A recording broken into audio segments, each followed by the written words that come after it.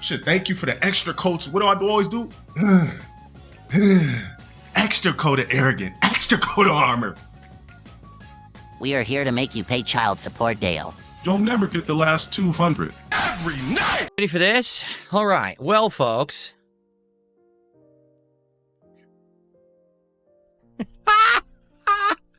Now, hold on. Before you say a word, it's actually not what you think it is. This is why this is going to be very unique. Okay? This is actually why this is going to be different than what you were expecting. Because you think, oh, look at this. What is this? Phil never does this.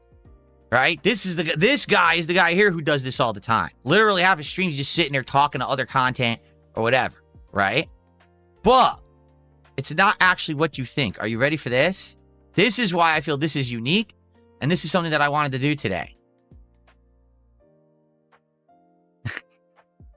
So, in an incredibly rare occurrence, recently, streamer LTG, LowTierGod, was on his stream and someone presented to him a detractor video of Wings of Redemption made by a Wings of Redemption detractor, Breaking Banquet. Okay? So LTG commented on the detractor video of Wings of Redemption. When he did that, all of his detractors jumped on that and made detractor videos of him reacting to a detractor video of Wings. So this is like total inception, like streamer inception here. The original creator, the detractor video, the person commentating on it, then the detractor video on it, and now I'm commentating on that video. Now, if this isn't just a sick symptom of the whole YouTube system, I don't know what is. This is revolting, is it not? Like people just regurgitating the same crap over and over. It's complete trash. Well, now it's my time to try it. Right? Seriously. It's time for me to try it and see how it goes. All right? And you might say, well, why? Why today? Why this particular content? Why? You know what I'm saying? It's this simple. Because these are two guys who I've had interactions with, who I have relation to, and who I have insight into. Because what we're going to do is go through this video, and I'm going to analyze the different aspects of the videos, the detractor aspects of each. I'm going to tell you about the actual stories behind both of these guys in these videos, so you actually know the full story. And I'm going to tell you my take on what's being said in these videos, both Wings and LTG. Okay? So you may be excited for this. You might be, whoa, this is something completely out of, I never expected this, out of left field from Phil. You're right. I wasn't planning on doing it. And then it's like the stars aligned. The video shows up in my feed. I'm like, what is this? I never would have expected that it actually would have been like, oh, you know what I got to do? I got to change pop-ups because they're going to block LTG. Look at that. Oh, that would be horrible. Can you imagine if LTG got blocked by the pop-ups? Oh, man, how would we get through the stream without seeing this man's face, right? Anyway, so are we ready? We're ready for this. I don't know if I'm ready for this. All right. Let me do a couple of shout outs. Like I said, this will be an interactive stream. Okay. So let's do some shout outs. We've got Highard Athooters, who did a $2 super chat saying, get to the point. Okay. That was the intro. Now we'll get to the point. Thanks for the $2. Demonic Abyss just gifted 5 memberships. Thank you to Demonic for 5 memberships for the community here on DSP Gaming. I appreciate that. Let's get you on the leaderboard.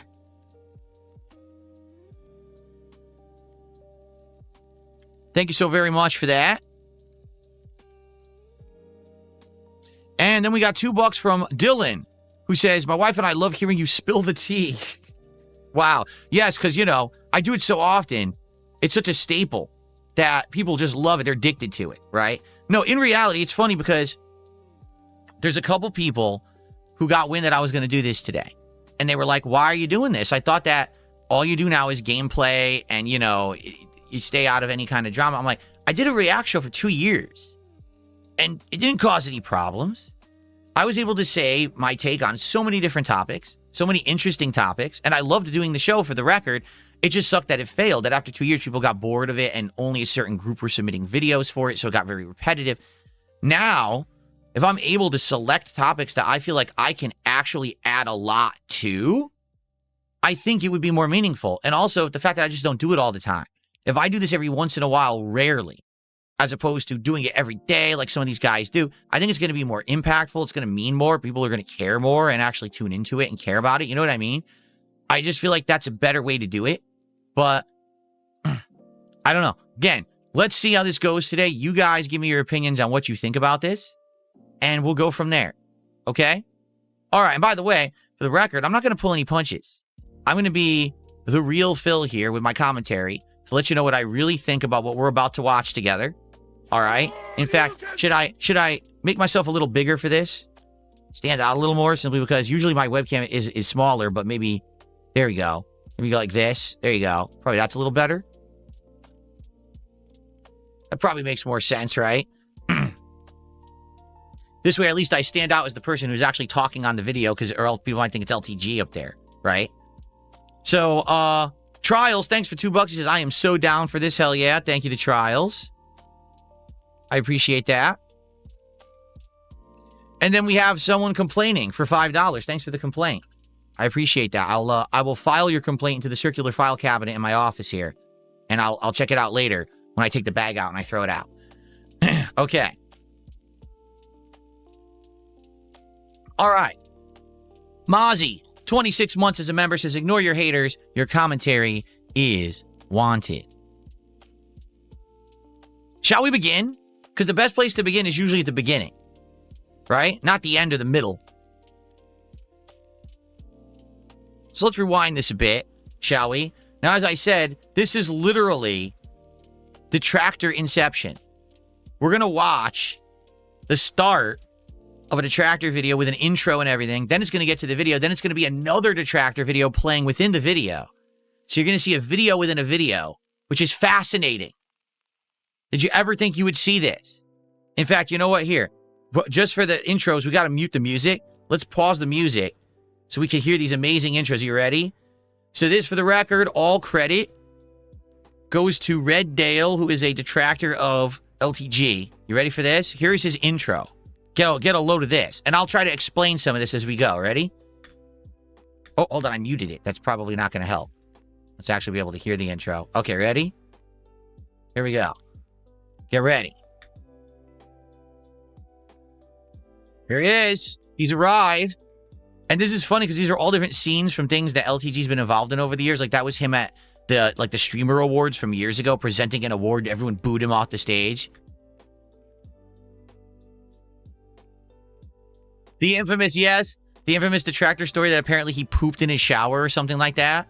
It was a guy in the FGC who was disabled, who LTG got into a beef with, had a challenge match against, and lost. They're showing him firing heat seekers at him. It's pretty epic.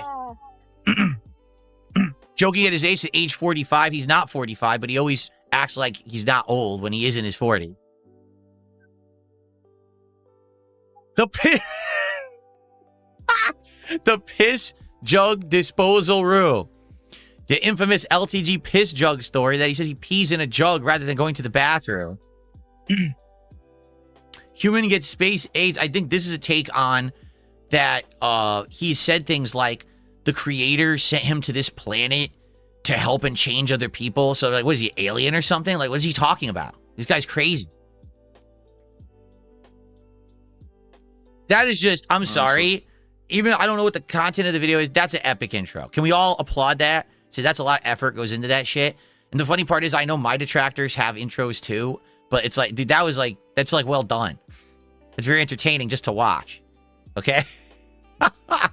All right. So like I said, this is going to be LTG commentating on Wings of Redemption via, I guess someone sent him this Breaking Banquet video. So if you don't know what Breaking Banquet is, one of Wings' detractors. So Red Dale is a detractor of LTG.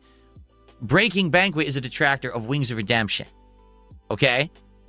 So now, we're going to see another intro. You ready? Somebody wanted me to check out this video with Wings. It's called Almost 700 Pounds. And by the way, let me know if this is too loud or not, if I need to adjust the volume, okay? I remember I did an interview with Wings, like, what year was that? Now, a few things. Number one, it's pretty cute. His cat is in the cat tree. Oh, you know what? Here's what I'll do. This way I don't block him. Let's put this down here. His cat is in the cat tree over there. Here, look. That's cute. He has his kitty in the background there, popping up in the cat tree. Previously, I criticized him. I said he has a cat tree in the back. His cat never goes into it. Apparently, I was grossly mistaken, and the cat shows up all the time. So I'll take the L on that one. You know, I don't actually watch his content or anything. I was just trying to insult him. I don't actually watch LTG content. I don't know who does. It's not me. But, you know, here, I'm going to put this up here. I'll put this in the upper right. The pop-ups. So that way I'll only block his YouTube playlist, apparently. Very important stuff. There we go. So now we can actually see him. And, there you go. So yeah. So that's pretty cute. So first of all, let's take a look at his setup, shall we? Let's do this. Let's go full screen.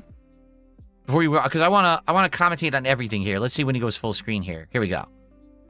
So this is, now obviously this is blurry as shit, right? This is his webcam blown up. This is LTG streaming setup. All right, this is the room he actually broadcasts out of every day for his job. This is his job. All right? This is just... Oh, you can't even see what I'm blocking either. Hold on a second. All right, let me show you what's behind me before we even begin with this. Okay, I realized I'm blocking something. Ready? I don't know what that is on the floor. It looks like it's like a rug that's like a smiling sun. Like a rainbow smiling sun happy face. It looks like something you'd have in like a baby's room. That's what's on the floor in his streaming room. Okay? I want to be sure you saw that before we continue. Okay? All right. So that was on the floor there. He's got a cat tree to the left, which his cat apparently does come in and play on. That's cute. I'll give him that. That's a cute thing. Maybe people like to see his kitty come in and it'd be entertaining. I mean, something has to be entertaining on his stream, for goodness sake. We've got a mirror blocking a closet.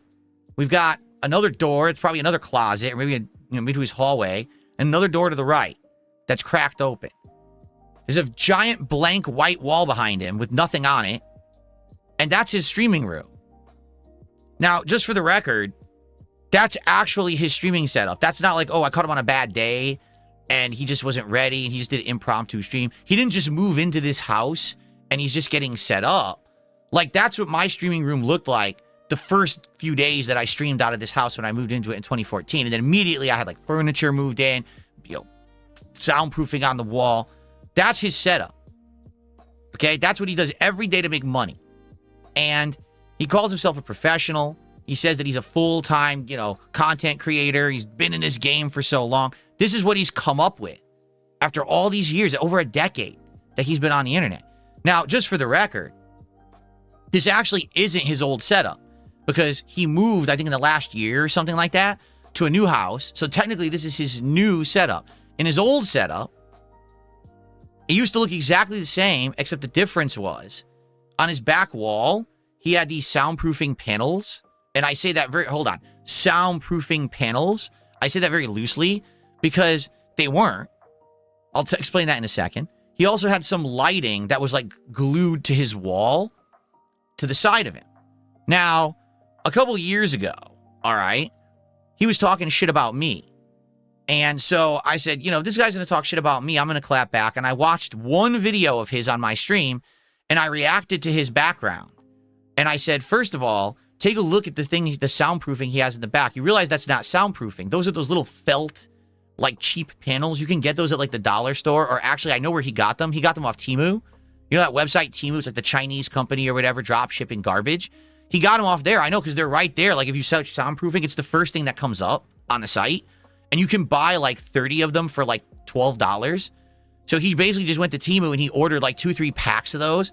And he just glued them to his back wall, probably with tape or something. They don't actually do soundproofing, but they look like, hexagons or whatever. So he was basically doing it for like a design thing, but they're incredibly cheap. All right. To his right, he had this lighting that was glued to his wall. And this lighting basically only shined at him. So the only one, you couldn't see it on camera because it was going the wrong way. Like, it would be like if I had a light here shining on me, but you can't see it on camera. So what's the point of the light? So this guy had this setup where basically he had the most bootleg background, right? It was so cheap, didn't do anything, but he wanted to act like he was a professional. He had this nice fancy background. Look what I have, right? And he wanted to act like he was rich and affluent and makes all this money. So he had all this stuff, but it only took me one time mentioning it in a video, basically saying, dude, you look like you're, this is like, let's be honest, ghetto level streaming. Like, it's bootleg, it's cheap as shit. It looks awful, up your game on your stream. And literally, he took it all down. He took it all down. He never put it back up. So he heard me criticizing it. He's like, oh shit. And then he just completely got rid of it all. And now his is his new place. He literally has nothing. He put nothing up at all. Like, he didn't even bother to put a single thing up in his setup where he streams. But he's supposed to be a professional full-time content creator for you guys. Well, he's certainly not trying to do anything that's appealing to the eye or, to anything. That's for sure. But again, sometimes he has his kitty in the background. I guess that's a good thing. Okay? So there you go. You see a kitty in the background. That's kind of cute. But anyway, I just wanted to point that out because this guy, for the record, okay, this guy is the textbook case of someone who is an egomaniac. He feels like his streams are the absolute best content on the planet. He will criticize everyone else and say, you got to work on this, you got to improve this, you got to do this. But when you look at his own content, none of it holds up for his own content. Like, he'll say, oh, this guy's a bum, he's broke, you can tell. But look at his setup. Like, right now, look at that webcam. It looks like LTG is streaming from his grandmother's spare bedroom. It looks like at any moment, she could come crashing through the door, yelling at him, saying, Dale, why didn't you take out the trash, Dale? Dale, what are you doing, Dale? You're supposed to do to clean the kitty litter today, Dale. Why are you on stream again, Dale? But then he's going to go and talk shit to everyone else. Like, dude, your setup is awful. It looks like ass. And then on top of that, this is the other thing about this guy. He always has this on the screen, okay? His supposed sub account. I don't even know what that is. I don't know if that's subscribers on Twitch. I don't know if that's supposed to be subscribers on Kick. I don't know if that's members on YouTube. I don't know if that's number of viewers he's banned out of the total number of viewers he has. I don't know what that is. It doesn't say. At a glance, I have no idea what it means. I also don't care because, quite frankly, everyone knows that LTG view bots and self-subs himself all the time to make him look more affluent than he really is. He looks like he's rich and he's like a big dude. He's not. He's a phony. He has always been a phony. Someone who the only way that he feels he can be successful is by presenting a false product to the internet, a false persona of, I'm a big, tough guy, I'm a manly guy, I'm very testosterone-fueled, I'm better than you, I'm bigger than you, my streams are better than yours, I make more money than you, and it's all fake. It's all been proven that it's all botted, it's all nonsense. He said he has thousands of viewers on his streams, but his chat doesn't move. What are they all doing? Did they all have broken keyboards? They can't type? No, they're all view bots. All of his content is constant fake stuff.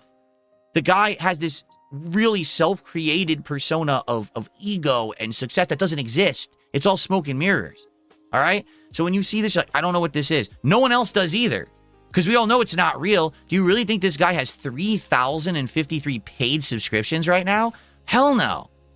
If he did, he wouldn't be streaming from that room. It's insane. The guy thinks people buy this crap? Of course they don't. They watch, they're like, this guy's the fakest guy I've ever seen. He's so full of it. Everything he says out of his mouth. He'll talk junk constantly, but then when you actually call him out on his junk, he always changes the subject or moves the goalpost or changes. For example, for years, the discussion was that LTG is the black DSP. That basically he's trying to emulate what I did in my youth as someone in the Street Fighter community, as a content creator. Talking shit, talking down to people, causing drama, okay? He hated that, and he always said, what are you talking about? I'm a better gamer than DSP, I'm a better streamer than DSP, I'm better looking than DSP, all this stuff. So years ago, I challenged him. I said, well, if you're so much better than me, right? You're such a big guy. Why don't you play me a Street Fighter? Why don't we do a set? Why don't we have a big, hyped-up challenge set? Why don't we do it during EVO weekend? That way a lot of people will be interested because they're into fighting games. We'll stream it. We'll benefit from it. right? We'll do each our own perspectives. Maybe we'll get people to back it with money. You know what I'm saying? Well, guess what? He chickened out. He said, no, I'm not going to do that. You got to work on your sexy. I don't stream with someone who's ugly, and I don't stream with someone who is a wimp and has noodle arms and doesn't work out and he can't lift and he can't bench and he can't. I'm not kidding you. That's what he said. He didn't say, oh, I'm better than you at Street Fighter. I'll wipe the floor with you and, you know, it's not worth my time. He said, you got to work on how you look. You got to work on your body. Now, that's kind of a weird response, don't you think? Isn't that kind of a very bizarre way to respond to someone who's challenging you in a video game? Like, this is supposed to be about Street Fighter, your thing. Like, this guy constantly plays fighting games on the internet, says he's better than everyone, says he never legitimately loses to anyone, okay? It's always a nonsensical, it's a stream sniper, it's lag, it's abuse, it's this, it's that. Never does he ever lose legit, all right? Now, obviously, I can see some parallels there. Again, to the old me, I used to say that stuff all the time.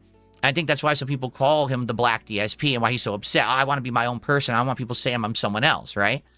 But when the actual person people are comparing you to calls you out and says, let's prove it. Let's prove that you're actually better than me. Let's do the set. And he pussies out. And he makes every excuse. First, it was, I'm too ugly. I don't put enough effort into how I dress and look on my streams. Then it was that he wanted me to be able to bench and do squats. I'm serious. I'm not making any of this up. This can all be researched and you can find it. Then it was, oh, well, now this isn't actually like a challenge set. Phil wants a collab. So if he wants a collab, he has to pay me $5,000 for the collab. Then he changed it again. He moved the goalpost again because what happened was some of my detractors got wind of this and were like, maybe we would actually pay him $5,000 to see this happen. So then he moved the goalpost. Oh, it's not $5,000 anymore. Now it's $50,000. So he see what I mean? Whenever he gets called out on his bullshit, he caves and he moves the goalpost and he runs away like a coward. Because that's what he is. He's a coward. He hides on his own streams. He props himself up to claim he's successful. He claims he moved into a very expensive new home. None of this is apparent, but he thinks it is. Like, he thinks that, I don't understand why anyone would think otherwise. Look at how you present yourself.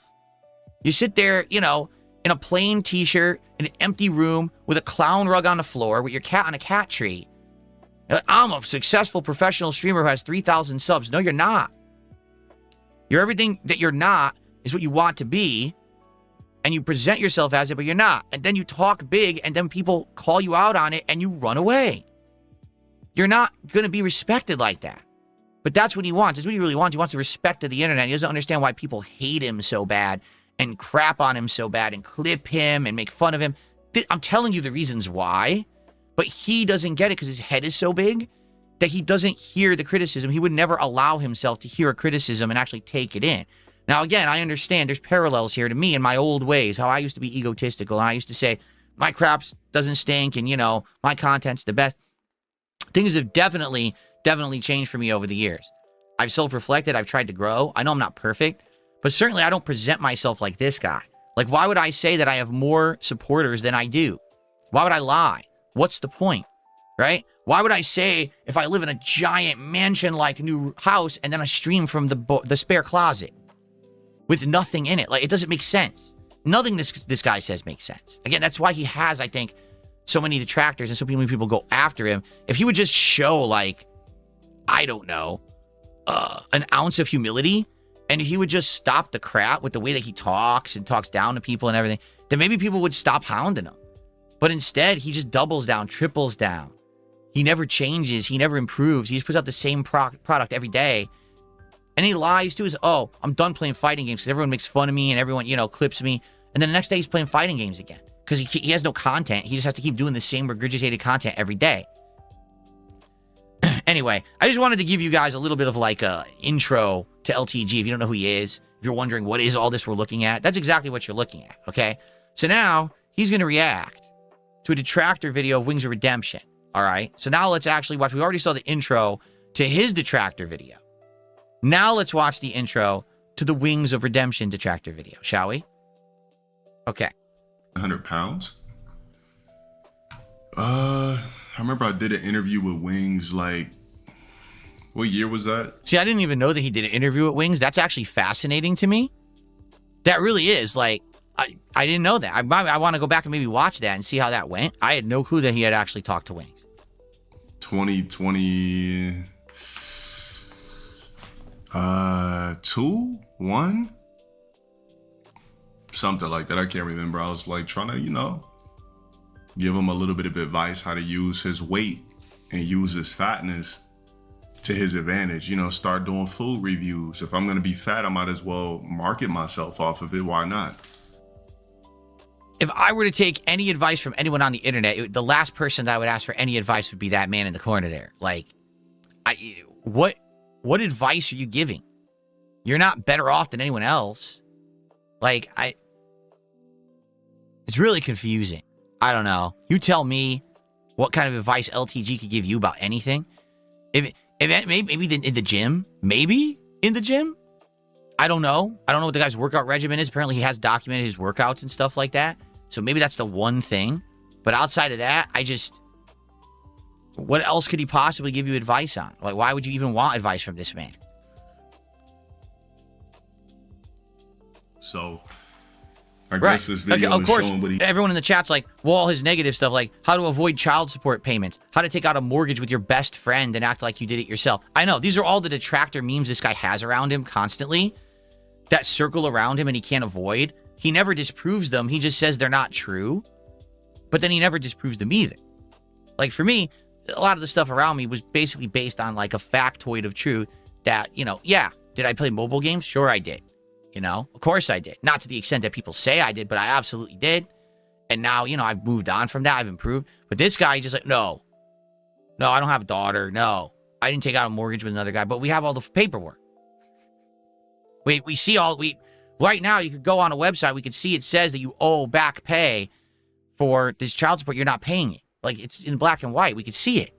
It's not like, oh, it's a lie. Like it's there. No.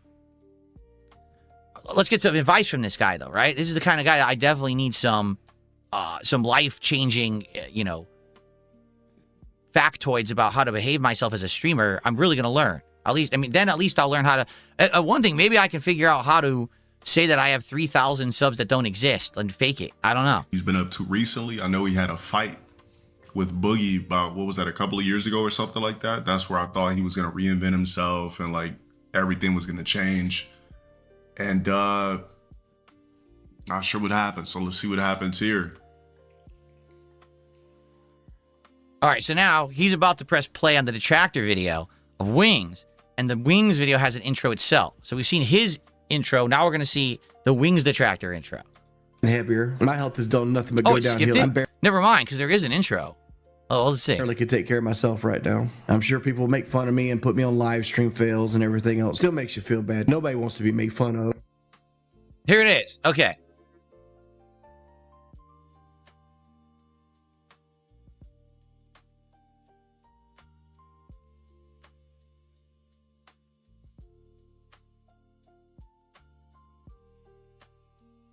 Damn, they got a whole intro?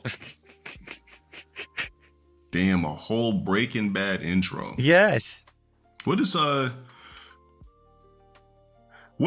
bad about Wings that people just bother him? Like, is it just because he's fat? This will be fascinating because apparently, like, LTG doesn't know anything about Wings at all, even though he interviewed him 3 years ago. So he's actually going to legitimately ask, like, you know, what is it? But the funny part I find about this, he's like, wow, there's a whole Breaking Bad intro. Like, dude, we just watched the intro to your detractors, and it was just as good, if not better. Like, he doesn't even know that. Like, I know all my detractors have their intros and their stupid shit that they do in their videos, too. That's how elaborate the hate culture on YouTube has gotten, to the point where, like, it's like a product that you put out every day, whether it's true or not, whether it's regurgitated crap that you made up or whether it's truthful to something that happened. You put out that product every day, you get the views, you get the money. So it really is just like an episodic show. Like, what's the next episode of that anime that I'm watching? Oh, here it is. It's the new Branky Banquet with the big intro and shit, you know? But that's just crazy that he doesn't even know. Like, we just watched his own detractor's intro. That's crazy good. And now he's like, oh, there's an intro? This guy really lives in, like, this weird bubble of isolation where he doesn't know anything about anything around him, I guess, right? Like, why tease a guy just because he's big every day? Yeah, he Like, really what is- doesn't what know. is the point? He doesn't, he doesn't watch Wings. You He said doesn't there's understand. more? He doesn't know where his detractors are, like the points they're making and stuff. But I think they'll get to that. What kind?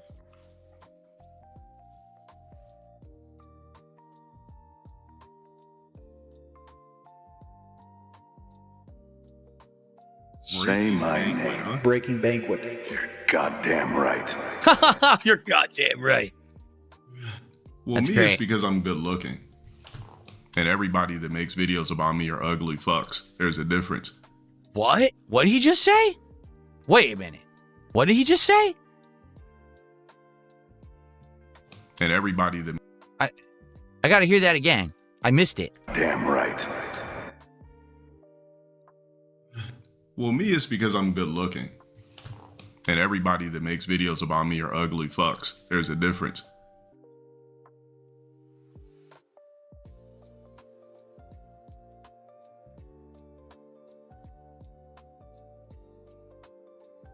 Press X to doubt that every person who makes a video about LTG makes a video about him because he's good looking.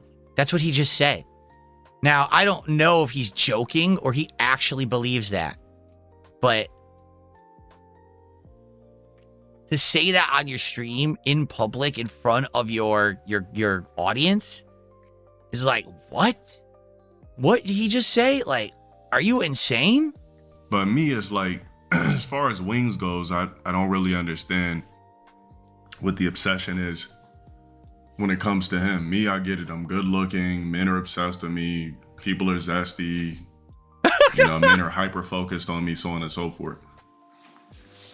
People are zesty. That's what it is. People are zesty. So he thinks that a bunch of gay guys on the internet are obsessed with him. And that's why they clip him. No, the reason that they clip LTG is because they make money. Get it? Like they clip him, they upload, and they make money because they're getting, on average, I've seen like maybe around like a few thousand, all the way upwards of 20, 30,000 views a video. And they're putting out at least a video a day. So even the low end person is probably making a few hundred to 1,000 in a month. The high end person, like the Red Dales, who put like 20K plus video views a day, they're probably making thousands. No exaggeration. They're probably like that 20K video, you probably make around 40, 50 bucks on it within the first 24 hours. And then any residuals of someone who watches it after. And if you put out one a day, think about that. So they're making bank. That's why they're putting the videos out, right? It's a business for them. They found a monetizable way to easily pump out a content mill. You're the subject matter. It works. So they're going to keep making said content. It's not because of your looks. It's not because people are gay and obsessed with you. It's just because they make money doing it. That's why they all do it. That's why everyone, in the modern day, that's why everyone really has detractors, okay? Back in the day, it was different. Back in the day, the detractor business was not profitable. It was more about actually just, I don't like someone and I'm trying to defame them and I'm trying to bring them down. In some cases, I even believe there was the ability to like, maybe we can make this person see the error of their ways. Maybe they'll improve. And to be honest, I've talked about this. My old detractors called the Sons of Kojima did this to me and I ignored them. And in a lot of cases, they had good points. Not all cases, but in a lot of cases, they had good points about me and my methodology as a creator, my ego, all these things that definitely needed to improve over the years. But the Sons of Kojima never monetized. They actually had a staunch anti-monetization policy. All the detractors today, they're doing it for the money. It's very easy to figure out. If YouTube didn't allow monetization of this content, they wouldn't be pumping it out like a content mill like they do. So the reason is because your actions, LTG, have attracted a group of people, okay, who realize that by analyzing the things you say and do, that they can find hypocrisy, that they can find contradictions, and that they can find moments of memeability. And that is bankable. And so they make content on you. Okay? That's why. Now, it's the same thing that happens to me. It's the same thing that happens to Wings. And it's the same thing that happens to a whole bunch of people on the internet. But I don't know why he's so confused. Like, I know why it happens to me. I get it. Like, I understand it. I maybe not agree with it. And I think that a lot of it is definitely half-truths or very gross exaggerations to twist the truth to try to make a narrative that's not true, to be over dramatic and to get views, right? But this guy doesn't get it at all. He actually thinks people just have like, oh, it's because they're gay for me, or, but you know, no. And the fact, again, if this is the truth, that's what he believes. Do you see how egotistical he is? He actually think, then if that's the case, okay, LTG, people only make videos about you because they're gay for you, right? Well, they make videos about me every day. Do you think that they're all gay for me too? I don't think so. Do you think people are gay for Wings? No. So what are you even saying? Like, all he has to do is a simple comparison, and it just disproves the logic. What he's saying is just stupid, right? I got a $5 tip from someone saying, great morning, DSP, don't hold back. It's going to be interesting to go through this and, again, to see the reaction to it. Again, this is not something that I normally do, but I saw this pop up again in my recommendeds, and I was like, this is something that I want to see how this goes. There's things that I wanted to get off my chest for a long time, particularly. I think that this is a good opportunity to be able to do that and to commentate on this and react to something that normally I wouldn't do. So thank you for that. And everyone, if you're enjoying this so far, let me know. Please support the content. All right, I am doing live shout outs. I understand a lot of people are just sitting here. They want to hear what I have to say. But, you know, contributions appreciated, support appreciated for the stream today. We got great attendance. It's probably all fake, but, you know, it is what it is. All right, and for the record, we're going to do this for about another 10, 15 minutes, and I'm going to go on a break, but then we're going to come back and go. We're going to go through this whole video. Okay? All right, here we go. The wing shit I don't get. So, people only hate on him because they're gay for him.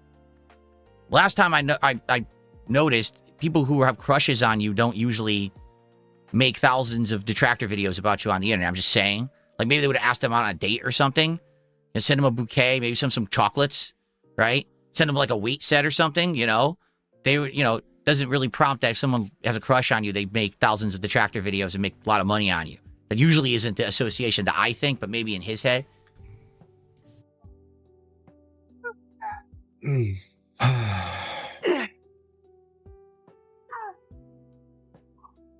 scammed his audience for surgery fat removal money, and now look, so it's valid. Oh, wait a minute. So this is one of the memes about Wings of Redemption that years ago, he told everyone he was grossly overweight. He wasn't going to make it. He had to make a life change.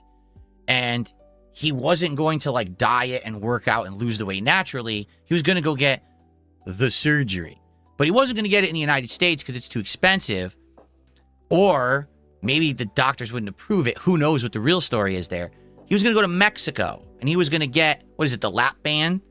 So that basically he wouldn't eat as much and he would lose a bunch of weight as a result.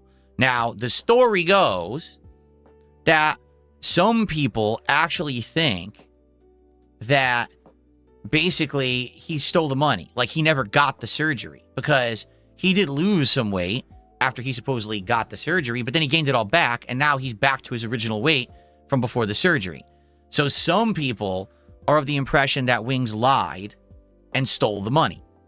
But there's never been any evidence. There's just been circumstantial stuff. I've heard like, oh, right after the surgery, supposedly he had a new truck. Now, where'd that money come from? If he had no money for the surgery, how do you have a new truck, right? But I don't know. Again, this is all just hearsay and nonsense. It's hard. This is just one of the legacy memes about Wings of Redemption that's been around for like a decade. And, you know, I don't think we'll ever know the truth of it, nor does it really matter in 2026, right? But this is what people bring up when they say negative things about Wings, okay? So his audience donated money for him to get gastric bypass surgery, and he just gained the weight back? Well, I guess that is a pretty valid reason. If you had an audience that cared about your health that much, where they sent you enough money where you can get gastric bypass surgery or lap band or whatever it's called, and you still ballooned the weight back and still didn't build a better cognitive, I guess they would be mad about it. Okay. So let me respond to that. I kind of see that. Honestly, like if you, oh God, look what I freeze framed on. I got to look over here. I can't look at that right now. I could definitely see this, right? Like the way I see it is if you reached out to your fans and you said, look, I have a medical condition and I need the help, and your fans band together to help you, and then whether or not, like, let's say he went through with it, he really did get the surgery, right? Let's just say all is real, right? And then he gains the weight back over, I don't know, 5 years, 10 years, however long it was. I don't know. I don't follow the timeline, right? Is that disrespectful to your fans? Like, did you owe your viewers the fact that you were going to keep that weight off? Like, do you? That's an interesting topic. I don't think I've ever heard anyone talk about it like that before. Like, I've always heard he scammed his fans. He stole the money. Like, for right now, who was it? I missed it. Someone just said in chat, Space Jam fan says, he made a fundraiser for the surgery in the United States, but then he switched it to Mexico, and he pocketed the extra money. That's the story that people say about him, okay? So, if that happened, all right, is that despicable? Well, yeah, obviously people are going to have an issue with that. But like, dude, you kept the extra money for yourself. You did a whole bunch of extra stuff with it. You know, we never agreed to that, right? If he did take all this money to get the surgery, he did get it, and he gains all the weight back. Is that disrespectful to his fans? I mean, was that part of the arrangement? Did he plead on stream, if I get this surgery, I absolutely commit and I promise to each and every one of you that contributes that I will never get weight on ever again? Did he say that? Because unless he did, then I don't know that you can really hold him accountable for that. You know? Now, I don't honestly know the reasons why he gained the weight back. I think he talks about it actually in this very video, so we'll probably get to it. But what confuses me is that, okay, you're not funny. Just said, well, he raised the money in bad faith, ? Did he? Maybe it was his intention that he wanted to lose the weight. That was the real reason. But then he didn't have the willpower, the mental fortitude to keep it off. In anything in life, a life-changing thing, it's not just about doing the thing, but it's about having the support structure around you to make sure that the changes that you make stick, right? Like, you can get off of an addiction to anything. It could be liquor. It could be drugs. It could be food. It could be gambling. It could be sex. It could be anything. But you might fall back into that routine if, sadly, you just don't have the support structure to stop you from going back into your old habits, right? So if he didn't have friends, family, and people around him who are going to be able to keep him on the path to keep the weight off, then the surgery was destined to fail from the get-go. And if no one was making sure that that was the case before they went through with the surgery, then who's really to blame? Is it him? Is it the doctor that did it? Is it his family? Is it his viewers who supported him with that money? Like, who is it actually? I don't know. I don't have the answers. I'm just presenting the hypotheticals here. Because this is one of the major reasons people hate Wings of Redemption over the years is he had the surgery and he's still fat, right? And he's gaining. He's gaining weight these days. Like, he's fatter than ever. He's now apparently matched, or he's even maybe exceeding his own weight, his old weight, excuse me. And I can get it. I can understand why people are upset with that, but I don't know if that's a reason to, like, want to have this guy to be, like, his life ruined. You know what I'm saying? And again, unless he outright committed and said, I'm committing to you, I will never, ever put on weight ever again, and then he immediately went back to the eating, then I don't know if that's something that you could be so angry about. Now, if he really did scam his audience and he said, I'm raising this money and I'm going to put it towards the surgery, and then he spent half of it on something else, obviously you can understand why people would be upset about that. Is there evidence of that? I don't know. I'm not that into it. Let me put it that way. I'm not that into it that I got to micromanage all his accounts and try to look for statements. You know what I'm saying? From what I'm to understand, he did lose a lot of weight at first, right? Okay. But anyway, let's continue. How much was the surgery? Does anybody know? 20 grand on the surgery. Was it really $20,000? Holy crap. Was it really 20? By the way, you notice this is hilarious how people pay me to do that and then I just ignore it. Like, I don't even know what they're talking about. I really don't. So just let them have their memes and thanks for paying me. But yeah, like, was it really $20,000 for this surgery in Mexico? Sheesh. He lied. He never got the surgery but kept the money. Is that real, or? I don't know. How could that be real? Because there's documented evidence he lost weight. You see he got much skinnier, right? On camera. He lost weight. So how can you argue that he didn't get the surgery? That I don't understand. that argument. Footage of him actually getting the surgery? Threat identified. It will, honestly, him getting the surgery is worse than him keeping the money. Really? So the fact that he got the surgery is way worse than keeping the money.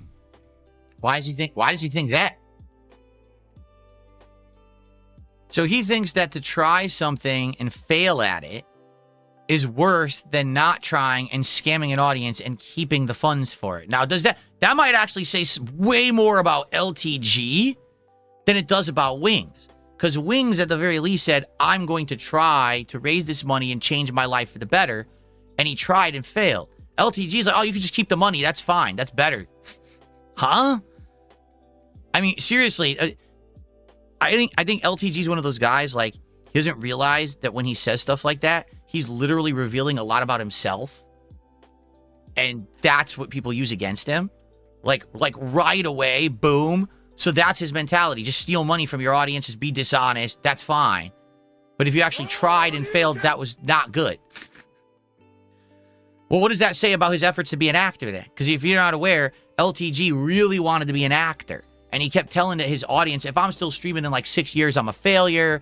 And I'm going to go to Hollywood. I'm going to be in the Marvel movies. And he didn't make it. So he tried and failed too. You know? So I don't know where he's coming from with this. Papa Meow did a £5 super chat. Thank you to Papa Meow for that. I appreciate that. Let's see what that is in USD. And by the way, probably about another 5-10 minutes, then I'm going to go on a break. A quick break. It won't be a long one. But then we're going to come back and react to the rest of this. That's 669. Thank you, Papa Meow.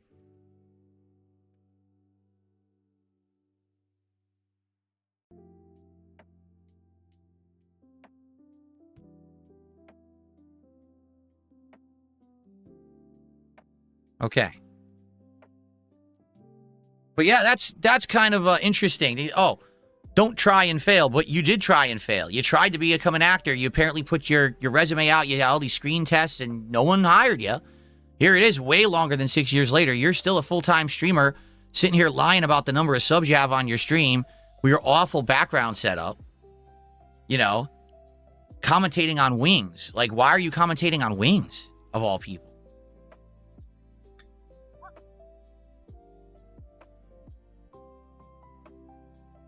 Let me see here.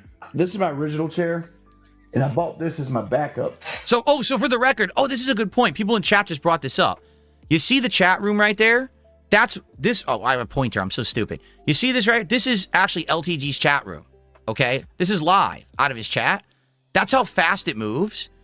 But it says he has thousands of viewers. Like literally right now on this stream, it says he has like over 1,000 viewers. And this is the movement his chat has. My chat right now is moving 10 times faster than his.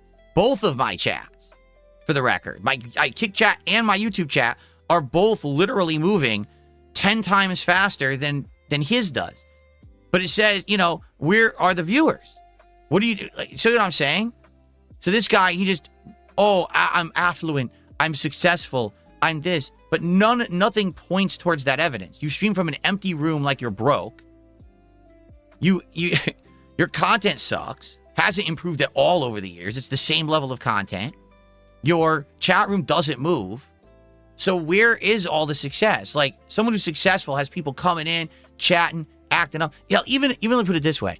Even people who are hated on have people who hate. My Kick chat right now is moving with a bunch of trolls saying, oh, this sucks. This is bad, because they know that I'm actually getting some attention and views right now for doing it. So, oh, it's bad. They hate it. They hate that DSP is actually getting some attention for himself, right? But at least there's movement. You see? Like, there's chatting. People are talking. It actually is happening. It's very bizarre that he can't even get any movement in his chat with thousands of viewers. It's bizarre stuff, right? Yes, I know people are botting my chat right now. It's natural, you know. But even before that, I had over 400 viewers, and my chat moves, you know? Camera scene on. I bought this one as my new chair, right? But the issue with this one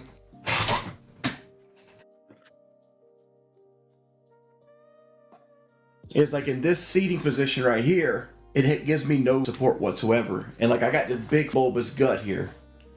right? So like I have to keep my legs spread because I have a big gut. So like, so what he's saying is if he sits in that chair, his legs have to go forward because it's an actual standard office chair. So his legs are forced. He can't spread his legs out wide to support his big gut. So because of that, there's no support and his gut just goes down around his legs. It's probably very uncomfortable and painful. He needs to be able to spread his legs wide to support his gut, and that chair won't let him do it because it's a narrow office chair.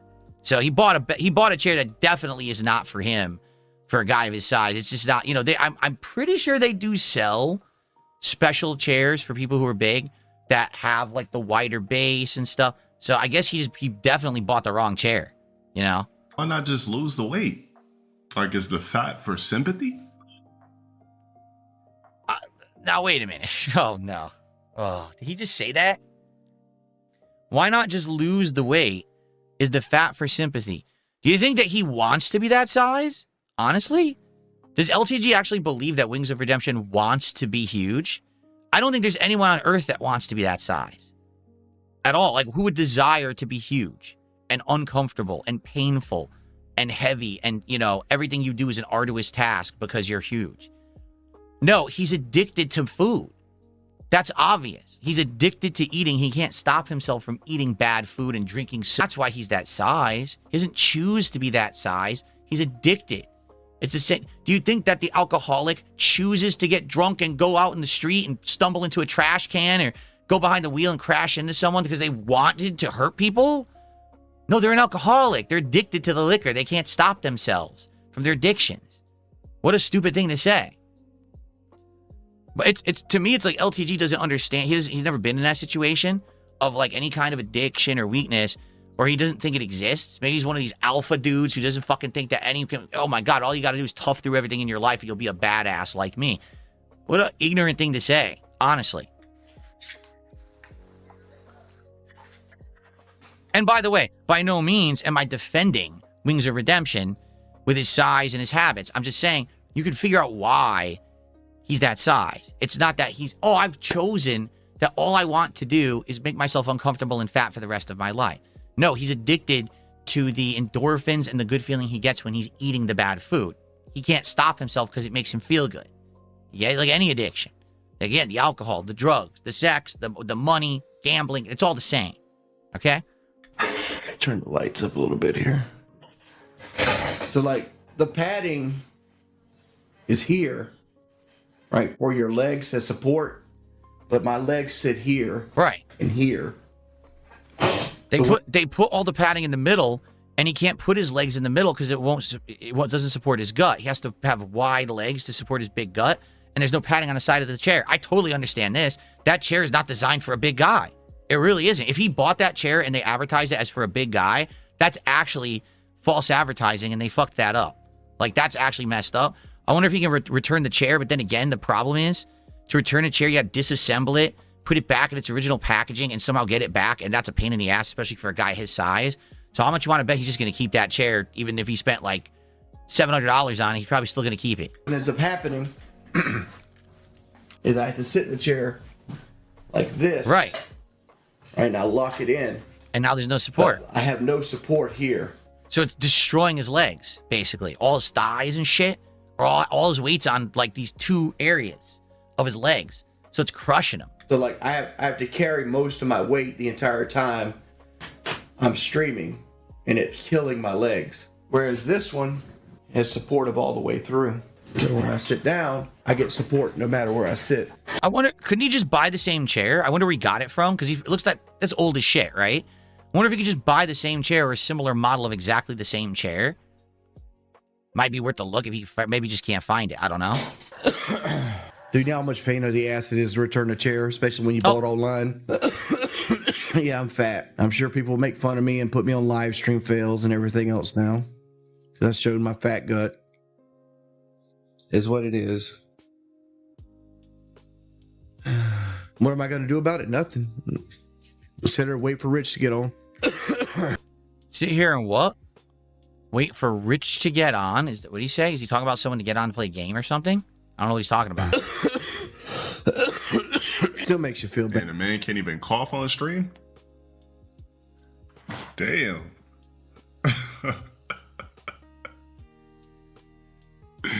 Like nobody wants. So okay. So what's going on here is what they do, and I'm sure they do this to me too. The new thing with me is the lip smack. That Phil smacks his lips all the time because I adjusted my microphone or whatever. These people count this nonsense, right? But I guess with Wings, he got sick, and he's been sick for like 3 weeks now. And every time he streams, he's constantly coughing into the microphone. And everyone's like, dude, why don't you drop the mic? When you're gonna cough, why don't you just, like I just did, press the button and drop the mic so that no one has to hear you cough into it. And his argument, I guess, is I can't. I'm playing a game or whatever. And then people are like, well, why are you streaming? If you're sick, why are you streaming? And he's like, oh, because I can't skip like 3 weeks of streaming. So it's like there's always an excuse, right? There's always a reason. But these detractors are making fun of him for a long time now. Over 3 weeks because he's been coughing nonstop into his microphone during his illness. So that's what this is. They're trying to highlight, look how many times he just coughed on the stream and had no regard for his audience, just hacking into the mic. So if it was a normal stream and basically they were really nitpicking him for it, then I could understand. And I get what LTG is saying here is, damn, they're even making fun of him for that. Yeah, but he is sick and he is coughing a lot. And they are just kind of calling it out because he is doing it a million times. And the outright coughing into the mic is a little different than me going with my mouth. You know, this is a natural thing that happens with your mouth. Moisture in your mouth that's going to make that sound. While he is actively just hacking into the microphone. So, to be honest, I kind of get why they're emphasizing that. And I think LTG is missing the point that this isn't just them saying he's coughing. He's not allowed to cough. It's them saying that maybe he should have had a little bit of decency for his audience to at least try to mute it or don't stream if you're that sick, right? To be made fun of. No, I've gotten heavier. Like, my health has done nothing but go downhill since fat camp. What happened? Well, after I got weight loss surgery, I got swatted 5 times. I had my Twitch taken from me. My income got cut in half. What happened to his Twitch? All right, so actually, this is a good place because he's going to go into a lot of stuff there that I can add insight into. So I think we're going to do, I got to take a break, and then we're going to come back and we're going to do this. You know, we're going to get through this whole video this afternoon. So I think this is a good place to take the break and then come back and continue on. So thanks for everyone who's here. And, you know, if you're enjoying this, let me know. It's hard to tell because, you know, the viewership is all over the place with botting. The kick people just complain no matter what I do. They just say that everything I do is awful. So, you know, I have no idea from that. From the YouTube side, it seems to be a mix. Like some people are interested and some people are not. If you are enjoying what you're seeing, please support it. Right? Let's have a good stream this afternoon at least. And I'd like to know if this is the kind of stuff every once in a while you'd like to see more in the future. But let's take a break, about 5-10 minutes. This is an archive stream, so I'm just going to play some music in the background, you know, for people to listen to. And I'll come back in like 10 minutes. We'll resume it. We're going to go through the whole thing, probably another couple hours. So, all right. All right. Thank you, guys. Here, let's actually get the music going now. See here. Okay. All right. And I'll be back in a little bit. Thank you guys for watching. I'll see you in a few. I'm back. Hold on one second here. All right. So thanks for being patient. Well, what camera am I looking at? Thanks for being patient. Well, I took a little break there. I'm back now. Got my coffee in hand, my E-Tank mug, which I have had for over 10 years. This was gifted to me. I want to say this was gifted to me in like 2010, 2011 by a viewer. And I love it. I still keep it to this day. Although it is a little worse for wear. It's got chips. It's kind of wearing out, but I love it. So I still use it every once in a while. Thanks for everyone checking out and hanging out. All right. I don't know if you like it or not. I'm curious about your thoughts about what we're doing today. I'm going to do some shout outs right now as we're coming back from this break. And by the way, no more breaks. That was it. I'll be here for the rest of the stream to go through this video with all of you and react to it. If you didn't notice, I am approaching this from a different angle than most drama creators. I'm not attacking the people in the video. I'm not using derogatory like names. I'm not swearing. There's no point in doing that. I'm just trying to approach it from an insightful perspective of me being in the same situation as these guys, but knowing their lore and knowing things about them that they don't add or, you know, is missing from the picture. If you're enjoying this, I'd like to know, and I like suggestions for improvement. I'd like to know other things maybe you'd like to see me react to in the future. As a rarity, this is not something that I'm planning on doing all the time or whatever. I can tell you this, attendance has been pretty good. There was view botting before, but outside of the view botting, the attendance was still pretty good. The engagement is outstanding. There's a ridiculous amount of people like talking, which is great. The support right now is all right. In fact, like I said, I'm going to do a couple shout outs right now. Let's see here. Might as well get them out of the way now. Vasil did a $13.13 super chat. Thank you to Vasil for that. And he said, Wings doesn't care. He eats and drinks on an open mic constantly. Yeah, and that is one of the major things that his detractors have issue with, is that he doesn't really have any humility about it. It's not like he eats off camera. He does it right in front of his audience constantly. And it's not like he has to because he's not streaming constantly. Like, for example, in a given day, Wings might stream twice. His first stream is maybe 2 hours long. His next stream's 4 hours long. So you streamed for 6 days. Or excuse me, I'm stupid. 6 hours. Did you really have to eat and drink full meals while on camera?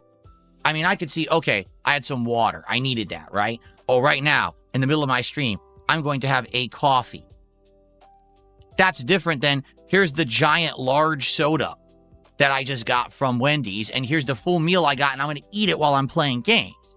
I think that's what people have issue with. When Wings was on on my show, the Level 1 podcast back in October, that's one of the things I gave him concrete advice on. I said, dude, you got to stop eating and drinking this stuff on your streams. Even regardless of if you stop it off stream, you just have to stop doing the bad behaviors when you're in a public view, you know? And he didn't really take it to heart. He said he did try, but then he was right back to it. So, yeah, it's definitely one of the things that everyone criticizes him for, is that he's doing these things, you know, on camera, right in front of his audience, blatantly. Okay? So thank you, Vasil. All right, so again, if you guys are enjoying this and you're having a good time with it, please support the stream. We're going to be here for another couple of hours. We're going to react to the rest of this video. And if there's extra time, we're just going to kind of hang out and have a good time. And, you know, just, you know, talk about it and see how it went. Okay? Sound good? All right, let's keep going. Let's jump back into it then.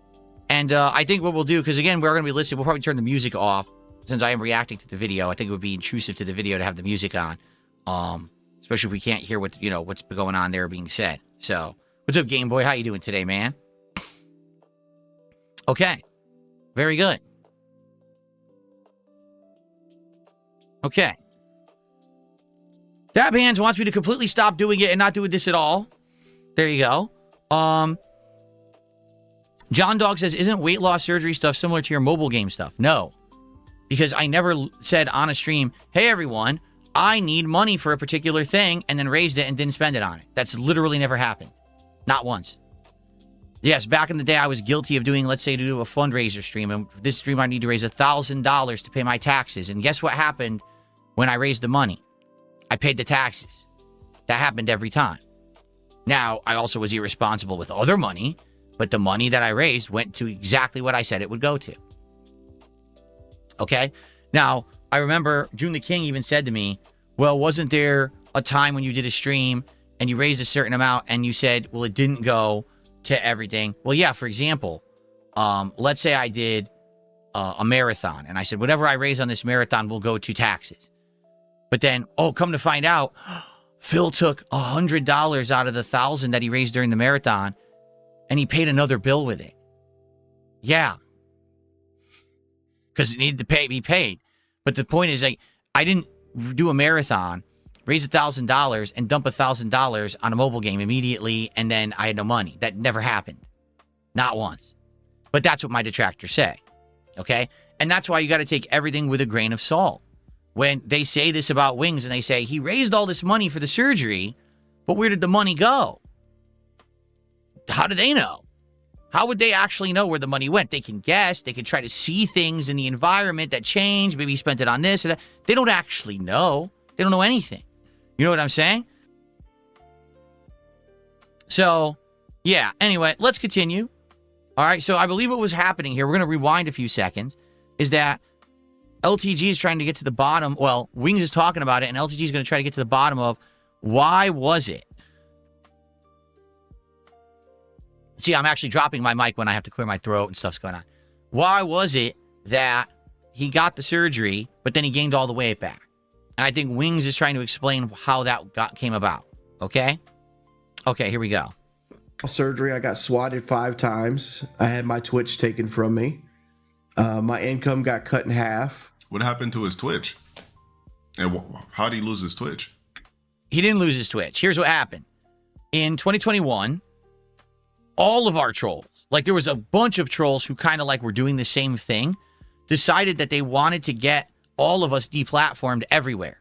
So the trolls mass messaged everything that we had association with.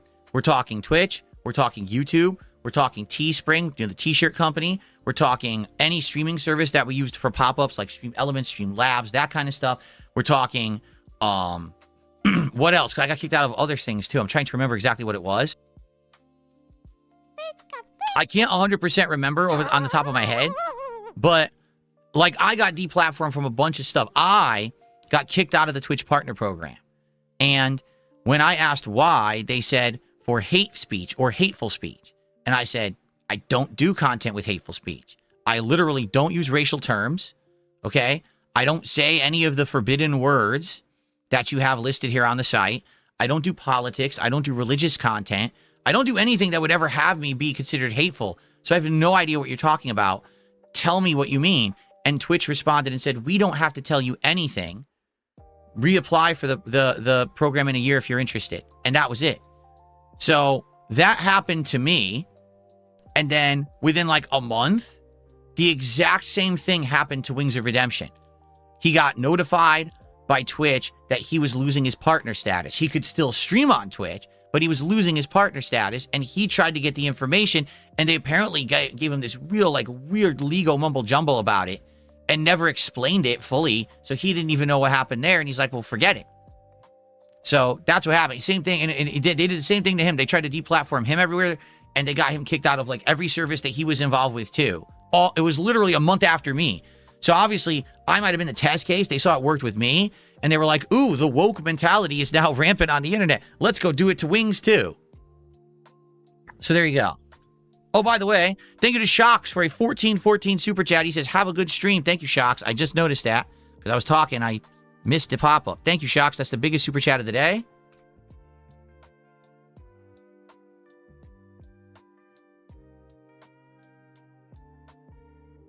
What is going on? I missed the dollar sign. There it is.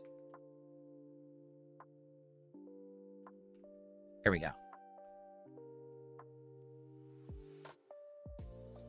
Thank you, guys. Remember, if you do support the stream, I will shout it out, whether it's on the Kick side, the YouTube side, or you send me a tip via PayPal. Everything is appreciated this afternoon for this experimental stream. Okay? Cool. At one point, I didn't have anywhere to stream but Facebook. I was super stressed out. I had just purchased a new truck. So like, I didn't know what my future held. And like every day somebody was threatening me with even more. And it got... Yeah, somebody like Wings, where it's real hard for him to just put down the fork, spoon, whatever he consumes his calories with. Ozempic might be the best thing. You know, we gotta go Retta. We gotta go Retta, Ozempic. We'll do Ozempic first. You know, then we'll do Retta after. Because you know that Ozempic is gonna eat away the muscle tissue. At least with the Retta, we're able to retain some of the muscle tissue while still rapidly losing the weight. I definitely want to take all my medical advice from LTG. If anyone I was going to ask anything about weight loss and this drugs to do it, you've got to be going straight to the doctor, right? Straight to the source. LTG, Dr. Sparrow, Dr. Wilson is in the house, ladies and gentlemen. That's right. He knows his stuff. I'm sure everything that he just said is medically accurate, and that's the person who I would consult for that level of information. Thank you, Keeney Powers, for $5. I appreciate that very much, Keeney Powers. Okay. Yeah, it's gonna take some PEDs, proper eating, and exercise to crack through this this mental blockage that is causing him to overeat still in current day. I would have thought he would have been defeated this demon a long time ago. To the point where it's like, I went back. That point's true. It's about him having the discipline to eat right and control himself. It's not about a quick fix drug. It's not about a surgery. It's about up here. Because he could get every drug in his body and every surgery, but unless he has it up here, it won't stick. Just like his surgery didn't stick, the Ozempic won't work. It'll just bounce right back. I went back to soda and eating and binge eating and shit like that when I got stressed out. So that's what happened. That's exactly what happened. Now, the thing is, too, and this is, again, what I think his trolls criticize him on. So he's saying, I got in a bad way. I lost my Twitch. I lost my ways to monetize my content. I was all stressed out and I overate and I got all the weight back. But it's 2026 and he's still eating on stream. He's still drinking on stream. He's still gaining weight. He's got all his monetization back. He still has the ability to make money. So why is he still doing it? The stressful times passed. Things are better. Why is he still doing it? That's where I think the criticism comes in. Because it is hypocritical to say, well, it's because of my trolls. Yeah, but now you're better off. You're not in that same position, but you still have the same behaviors, right? It's one thing if when you're at your lowest, you do something, but it's another thing if you're out of the low point and you're still doing it. And that's the thing that I think he's getting the flack for. If still right to this day, he was down bad and everyone was taking away every possibility of him making money and being successful, and then he's binge eating, then you'd be like, all right, I get it. But he's not in that situation anymore. So why is he still doing it? And that's where people could get, rag on him, okay? To be fair, again, I'm trying to present this in the fairest way because when you watch the detractor content, it's definitely not fair. But if you watch his content, it's also not fair. You're getting two perspectives, neither of which are actually correct, okay? It's always going to lie somewhere in the middle. So I hope that kind of makes sense of where people are coming from here with these kind of, criticisms and all of that. Okay, let's continue. You take a person that has an unhealthy relationship with food and then you stress them out, they're probably going to eat again. Rich, you getting on, buddy? I am switching to something I do like. I'm waiting on somebody to get on to play duos with me. Okay. Dude, I can't take care of a new puppy. I barely can take care of myself right now. If you're going to live online, you can't let it stress you. My intention never was to live online. My intention when I started my YouTube channel was to make like dope ass videos and interact with people. And then I got laid off. Right? What's weird about that? That's my story. Like, that's exactly my story. I had an office job for almost 5 years. YouTube was just my side gig, my side hustle. I wasn't trying to make money doing it. It was just a hobby. I didn't give a shit about making $1. I never even thought that I would turn my YouTube videos into profit. And then I got laid off from my job. There was nothing else in the sector available where I lived in Connecticut.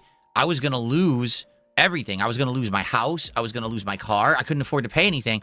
So I said, maybe I can monetize my content. And then it just worked. I was ended up to, I go into a partner network, Machinima. I was able to make money making videos. Like, wow, it's like a godsend. His story is like exactly like mine. If what he's saying is true, I don't know. This is actually the first time I've even heard that story. But that's exactly to a T what happened to me back in the day. I never intended to become a full-time content creator. I never aspired to do it. I didn't get into this because I said I want to become popular and famous and big. I just wanted to make some silly gameplay videos and just have a good time, have it be my hobby. Then I got laid off. I never envisioned myself making a career out of this. It's just something I wanted to do because other people were doing it. Now, that's the opposite of my mentality. I did not want to do this because other people were doing it at all. When I started making these videos, I didn't watch other people's content at all. In fact, I've said this. The reason I started making my first videos is because I went on YouTube to try to get help in a game. It was Lost Odyssey. And all the videos had zero commentary, no personality. It was just like raw gameplay. And I'm like, well, this is boring as dirt. I like to have someone commentate over the gameplays to know what's going on. Because it's hard to understand if you're in like an epic boss fight, what's going on, why are you using this strategy, how does it work, if no one's commentating on it. So I said, I'm going to commentate on my videos, which is something no one's really doing. And that blew up. He is saying he did it just because he saw other people do it and he wanted to follow suit. So that's completely different. So are his streams just him just putting himself down for hours while he's online? Sometimes, yes. Sometimes he gets on and someone will start talking to him like that, and he'll just do that for like the whole stream, and he'll be down. I think it's because it's part of his depression. if he gets hit by that wave of depression and he can't get out of it and he's stuck like that the whole stream and he just can't stop talking about it. And there's, I get that. Like, I'm not going to hate on him or hurt or like dump on him for that. Obviously, that's not what his viewers want. Like, what viewer would want to turn into your stream where it's a depression stream where all you do is talk negatively about yourself and your path, right? No one wants to have that happen. That's not entertaining content for your viewership. But that's just what happens when you have depression. If you get hit by that funk, it's like, now you can't even shake it. Now you need something to happen to change it, or else you're stuck like that for, like, you know, it could be days sometimes. So I get why that happens, but at the same time, obviously that's not good content, right? Like, why, if that's the case, he gets hit by depression, maybe just turn the stream off. Be like, sorry guys, I'll come back later or something. You know what I mean? I should have always like that. Well, guys, fucking tried to meal prep today. Chicken fell on the fucking floor. Cat started eating it. Let them have the chicken. Are we getting insight again into LTG? I think he's doing it again. So I think what he's doing is he's I'm gonna put myself into the, like, what would this be if I was depressed? And he's describing his day as if he were depressed, but already he's revealing things about his life. Like he has those meal prep kits. Do you know what those are? So basically, if you are not able to cook for yourself, you have no cooking talent whatsoever, you can subscribe to one of these insanely overpriced meal prep kits. And what they'll do is they will mail you individual meals portioned out. And all you have to do is open the kit, combine the ingredients. Usually it's something easy to do, like a quick stir fry or a quick bake. No real cooking skill required. And then you have a meal that's healthy and you know, what you would want for your lifestyle. But it's insanely expensive. Like, they way overcharge you because they did all the prep for you because you basically are inept and can't figure it out for yourself. So he's basically admitting that he's an idiot, that he's willing to way overpay to get daily meals pre-made for him that he can just squirt a sauce on and toss in the microwave or toss in a wok and stir fry or just toss in his oven. He can't go to the supermarket and buy groceries because that's too hard. He has to subscribe to a meal service to do it. No, literally no one gets, they're all scams for the record. That's why you see so many YouTubers and content creators advertising them. And there's like 1,000 of these because people are ignorant and stupid and they buy into the subscription for like 2 months. They pay an insane amount of money and they're like, oh shit, this is way too expensive. Then they cancel it. But it's a scam. He literally subscribes to it. Like, that's his lifestyle. That's what he does. He can't cook a meal for himself. Holy crap. Anyway. Then fucking go to the gym. Somebody grabs the last 100-pound dumbbells. Can't do my chest press. And for the record, this is a guy who claims he's insanely affluent. He says, I make so much money in bank. I make more money than anyone. I got 3,000 paid subs. He goes to the gym every day. Why? If you have a big house, which he claims, he just moved into a giant house. I'm sure one of the rooms is perfect for a workout room. Why don't you get a home gym? Why don't you do it at home? That way you never have to drive to the gym to do that shit. And then you can actually have all the equipment that you want. You never have to worry that someone's using the equipment. You have to wait for them. It's all dirty and shit. But why do you have to go to the gym? And, you know, you could think about it for a few different reasons. Number one, he's lying. He doesn't actually have a big house where he could have a home gym. He's just full of crap. Number two, he's not affluent. He doesn't have money to buy a home gym. He's a liar there too. It could also be he's so full of himself that one of the few times a day where he gets that ego trip is when he goes to the gym and he sees that he's buff and he looks around at everyone else around him who's trying to work out and get healthy and he's buff. Oh, I feel good now. I want to be around the people and act like the top dog and the top shit. So I go to the gym every day, right? I mean, who knows? But it doesn't add up. Again, his stuff doesn't, what he says versus how he behaves, it's not aligned. You know what I'm saying? There's a discrepancy there. If you were affluent, if you had a giant house, you'd probably have a really awesome home gym that you could use at all times. Like, why would you go to the physical gym and have to pay the weekly or the monthly membership, deal with waiting in line, dirty machines, people bothering you, all the nonsense? Why would you do that? The reason people go to the gym is because they can't afford a home gym.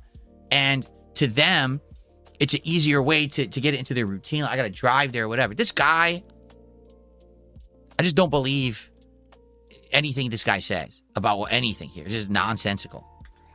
That sucked. Had to get an oil change. That took 3 fucking hours. So before you know it, He had to get an oil change and it took 3 hours. Oh no. Are you telling me that LTG has one of those plans with the dealership? Oh no. This just gets worse. So let me get this straight. Okay? So he has a meal plan. He can't make meals for himself. So someone does it for him and he pays them exorbitant amounts of money to do it. And the meals, by the way, aren't very good either. So he's scammed there. He goes to the gym every day. He can't afford a home gym.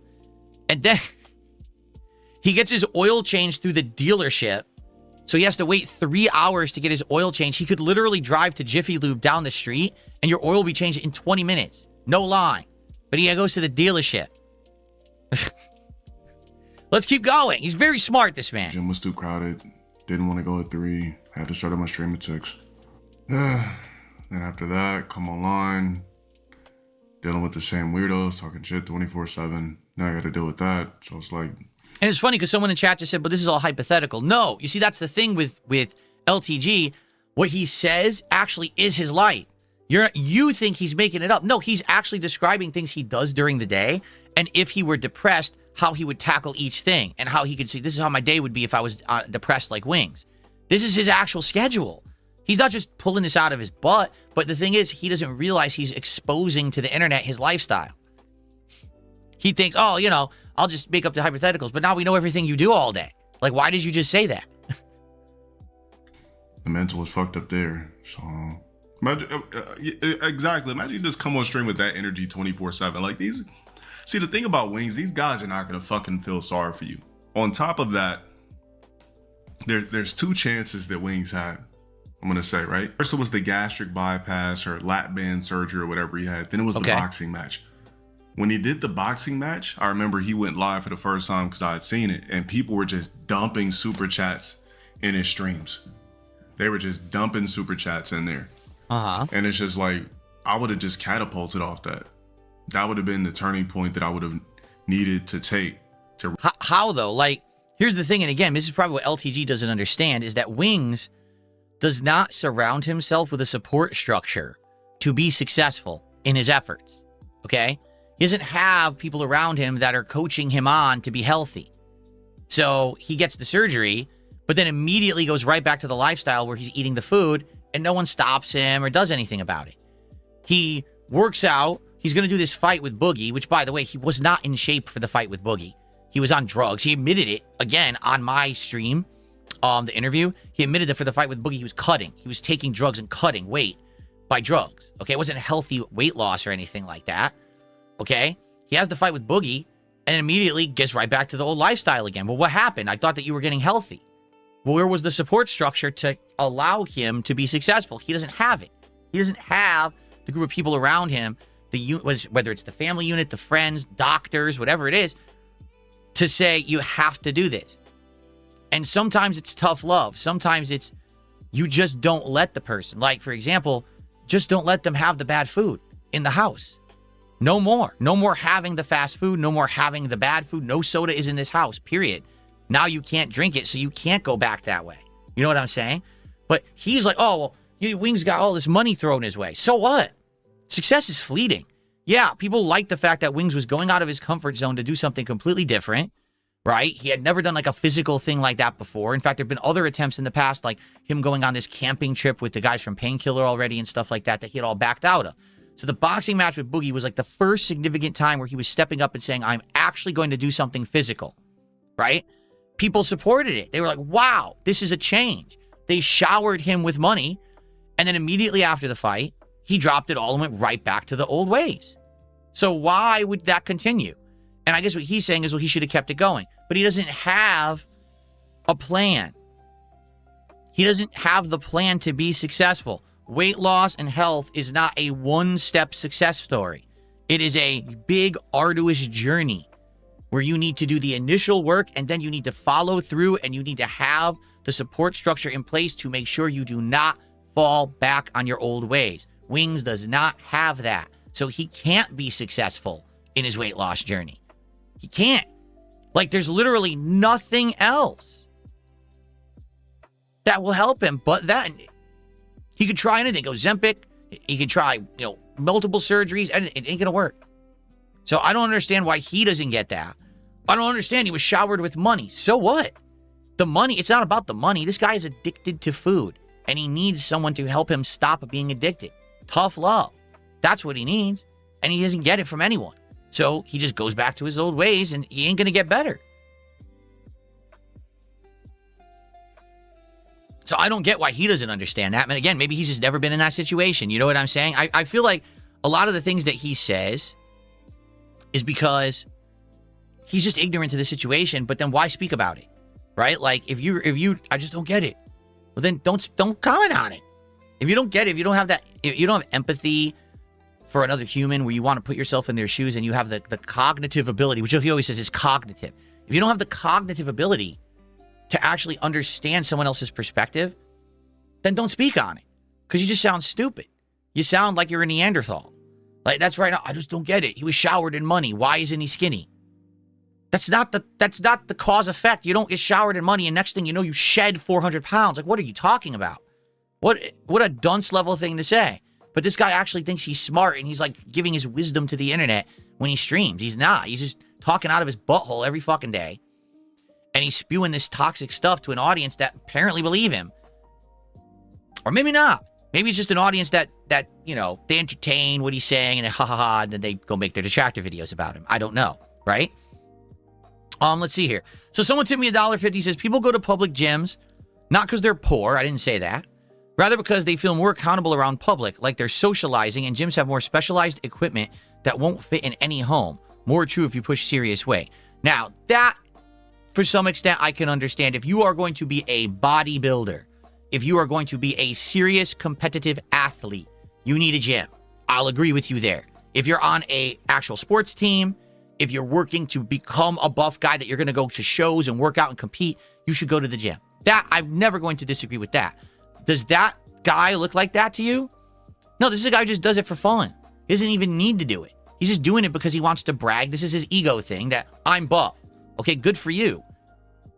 Who cares? What does that have to do with anything? You're a content creator on the internet. No one cares that you're buff. You could be skinny, you could be fat, you could be tall, you could be ugly. You could have the camera off. Is your content good? No one cares about how you look. We care about your content. And that's the point I'm making is he presents himself as this affluent, egotistical, Adonis, holier than thou, better than you kind of guy, but his actions don't match what he says, right? It's not about what you say, it's about what you do. And all the things that he say don't get backed up by reality. And that's why people have issue with LTG. So I get what you're saying, but LTG didn't enter the weightlifting competition, and he's not on a sports team. He's just a dude who works out. He doesn't need to go to the gym every day. And like I said, maybe it is a thing where he likes to go to the public and stand next to other buff guys and compare himself. Maybe that's what it is. I don't know.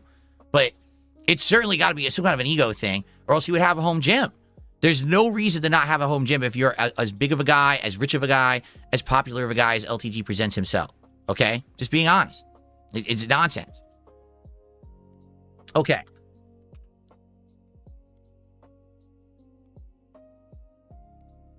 Let's continue. Really just morph into a brand new guy. Yeah, he had mad support, and it's just like, you didn't do anything with it? What is he talking about? It's money. The money, if anything, especially if you have an addiction, right? The money is going to lead you further down the road of the addiction if you haven't solved it already. You know? So Wings, he loses all this weight, he does the fight, he just made a bunch of money, time to blow it on stuff that I want or more food, right? No one stopped his eating habits. So why does he think that the money is going to solve the problem? That I just don't understand. Shit's wild. But then I got laid off and I was on unemployment for like 2 years. So I'm like, I just kept making stuff for my channel. And right at the end of my unemployment, I had just gotten like a machinima contract. And like, I was like, I don't know. I was less than a month away from making real money, but I thought I was 3 to 4 months away from making real money. So like I sold like my boat to give me self-capital because I'd already ran through most of my savings. And because like unemployment ain't shit. It's like $300 a week or some shit like that. $392, I think. So I'd ran through most of my savings and my unemployment. So I sold my boat to give me $10,000 to keep pushing And when that happened, that's when my channel got partnered. And we started making the machinima money. And that was good money for like 2.5 years. And then like it started to fall off. And then there was like 2 bad years of machinima money. And then I got depressed. What's confusing to me about that is I also was partnered with Machinima. Again, it's so weird that our stories parallel the way they do. And I really wish that this guy would have come back on my show so we could have these conversations together. It seems like the only way I'll ever have this discussion now is in public with you guys on a stream, because this guy literally will not come on my stream. He just won't even like respond. He just can't be bothered. Okay? So with Machinima, the first 2 years were absolutely insane. They were overpaying everyone, way tons of money, right? Then after that, they basically reduced the amount of money that you were making, but it was still good. It wasn't bad money. It was just a reduced amount because it scaled with the advertisement revenue on YouTube, where originally they were just way overpaying. They had no idea what they were doing. And then there was like one final year where they readjusted again and the money was awful. This was the adpocalypse. Okay? So I would say like 2011, 2012 were amazing. 2013, 2014, 2015 were good. 2016 it went down a little. 2017 it tanked. So if that's what he's describing, okay, but it's definitely not the right time period. It was like a 7-year time period. He's saying it's like 3 or 4 or 5. That's not right.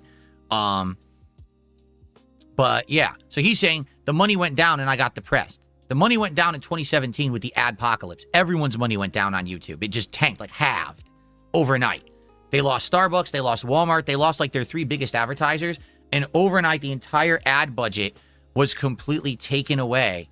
And you couldn't make money on advertisements anymore. So he's like, damn, I got to find another way to monetize my content to make ends meet. So I get that. He's saying he was depressed. I reapplied myself, changed my content up, and became a full-time interactive live streamer in 2017. So let's see what he says happened. And at that... Yeah, imagine just telling your audience depression, overeating. Yeah. Oh, man. Hey, look, it's still not going to solve it. If you're depressed today, as soon as you get off stream, you're going to be depressed. So what are we going to do? Like I always say, depression solves nothing. You know what I mean? During that... Yeah, but what's he talking about? Of course depression solves nothing. Do you think Wings... Oh, my God. LTG is like something else, dude. First off, I agree with LTG. Wings infamously overshares. He tells too much to his audience. Every little aspect of his life, he's sharing with his audience. I learned the hard way you don't do that. You have to keep to yourself. You have to have a separation between your private life and your public persona. There's a work-life balance. You have to have that. He doesn't have that. Literally, every single moment, he is talking to his audience. He is telling them about everything going on in his life. I don't know why he does that. That is an awful thing to do, and he should definitely learn from that. Like, don't do that. It's just going to come back to bite you. You should have separation. You should definitely be careful about what you share with the public, okay? Now, what LTG just said next is crazy. He goes, depression solves nothing. Who said depression solves anything? Who do you think went out there and got depression as a solution to something? Depression is an illness. It's a mental illness. And once you get it, you can't shake it. And it can creep up on you at the worst possible moment for no good reason. It can't be explained. It can't be cured. It just is. And some people have it. Wings does. And so for you to hold that against him is kind of messed up. There are definitely reasons to not like Wings of Redemption. The fact that he has depression and he can't get rid of it is not one of them. His actions that he actively chooses as a result of things like his depression, that you can hold against him.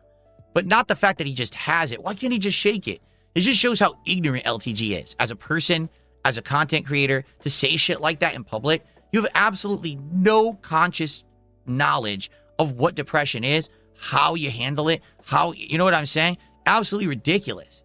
It's just weird stuff to say on a public stream in front of his audience of supposed thousands. Like, dude, you have no knowledge of anything you're talking about. Why are you fucking speaking? You're hurting yourself and you're hurting your audience by saying this dumb shit. Yeah, depression solves nothing. No shit. You think he actively said, well, depression will get me more money. Let me talk about it on stream today. No, he just has a problem with oversharing and getting stuck in a depression rut, and then he can't get out of it, and he doesn't turn the stream off. I don't think he's doing it for pity bucks. I just think he legit, it hits him. He's like, shit, now I'm stuck, and he doesn't know what to do. He panics, so he just keeps blabbing, which is what he shouldn't do. During that major depression, PKA kicked me out. And that was like late 2013, early 2014. And at this point, that year I got kicked out from. I got kicked out from Machinima in January 2013, and then PKA kicked me off like March 2014, and like. No, LTG coughed. LTG coughed, and Red Dale highlighted it just like Breaking Banquet was highlighting Wings coughs. That's actually pretty funny there. So I just sat there. Like that year, I think I made $9,000 that entire year. How the fuck you make 9 bands for the whole year? How do you even live? Is his house paid off? I've had to fight with my mom. We're going to talk to that in a second, about that in a second. But that is confusing because Wings will definitely say stuff like that. He'll be like, I only made like $9,000 in a year. Right now, I'm only making $30,000 in a year. It's like, dude, then how are you living? Like, what are you talking about? How could you possibly survive if you're only making $9,000 in a year? Did he save every single dollar that he ever made and it just sat in a bank account and so he could just sit there and not make money for a whole year and just drain his bank account? It's confusing because I don't really believe that at all. I do feel like sometimes Wings tends to massively over-exaggerate the situation and say that things are worse than they really are. And maybe that is for sympathy from his audience. I don't believe that he made $9,000 in an entire year ever in his life. Even if he was a high school kid working a fast food job, you probably make more than $9,000 a year. You know, you work 2 days a week, you're probably making more than that. So that I find very hard to believe. Okay, but now we're going to get into the Wings homeowning saga. All right, so let's listen to this because this is a big thing. Is his house paid off? I've had to fight with my mother about ownership rights and shit like that because I took this house over on a verbal agreement. Well, both our names are on the deed for like who legally owns. It's a 75-25, me being the 25. It's a 75-25, me being the 25. But my name is on the deed. Nobody can sell without my consent. I was living off savings again at that point, and So this is another thing that people bring up with Wings all the time. Number one, why in the holy hell did he tell his audience about that? Why would you ever in your right mind have gone on your stream and tell them about your ownership of a house and what percent you own and what percent you don't own? How does that make any sense? How is that anyone's business? And why would you share that with your streaming audience? It's like, dude, you are a gameplay streamer. If you were into real estate, maybe you share that with your audience. You're a gameplay streamer. So the moment that he told everyone about that, everyone documented it, wrote it down, stamped it, carved it into stone. Here it is. Here's the evidence of what he says. He only owns 25% of the modular home that he currently lives in. 75% apparently is in his mother's name. 25% is in his name. But then people bring up all the time the fact that, you know, you live in a trailer park. He's like, no, I own a modular home. And everyone's like, you don't own it. You own 25% of it. And he brags about being a homeowner and his house is paid off and everything. It's like, you don't own a house. You own 25% of a house. He's right. The statement he made, no one can sell the house without his consent, because he has a 25% stake in it, but he doesn't own it. And this is brought up constantly on his content because he always keeps bragging about being a homeowner. He says he owns other properties that he rents out and stuff like that. And everyone's like, what are you talking about? Like, what? This is not a brag. You have no evidence of anything you're saying. And the evidence is the contrary. It contradicts what you're saying. But then he just keeps regurgitating the same story that makes no sense. Okay. That's why that was brought up. That's why the Breaking Banquet video called that out in like that excerpt there. Okay. I was just in a depression. That depression lasted a long time, from like 2014 till probably about 2018 after the weight loss surgery. So it was like 4 years of my life that was just a big dark black hole. And then I got the weight loss surgery, and I dropped 130 pounds in 2 months. I was feeling good. So he says his heaviest was like 440 pounds. So if he dropped 130 pounds in 2 months, that's insane. He was down to 310, which is still big, but that must have been insane relief to lose like a third of your body weight, you know? I was happy. People were cheering me on. A lot of people came by and donated for me to get the weight loss surgery. And I was doing good. And then the trolling stuff kicked in hard. The trolling stuff kicked in hard.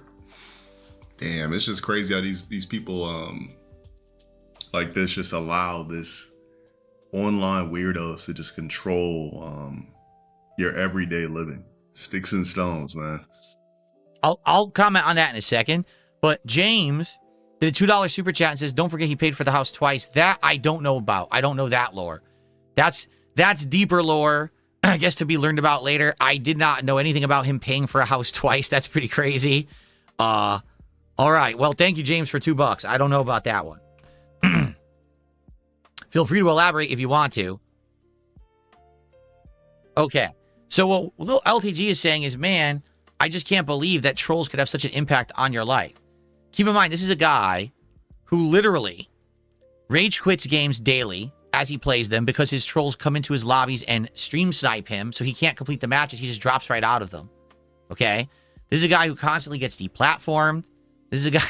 I mean, keep going on and on. This guy is constantly... His life is affected by his trolls. But then he acts like, oh, they're not affecting me at all. Why is Wing such a wimp to be affected by his trolls? What are you talking about? He doesn't... The funny part is, you know this guy stares at himself all day, every day, because he's so full of himself, but he acts like he doesn't own a mirror. Like he's never looked at his own self to say, that's me. I'm also affected by my trolls every day.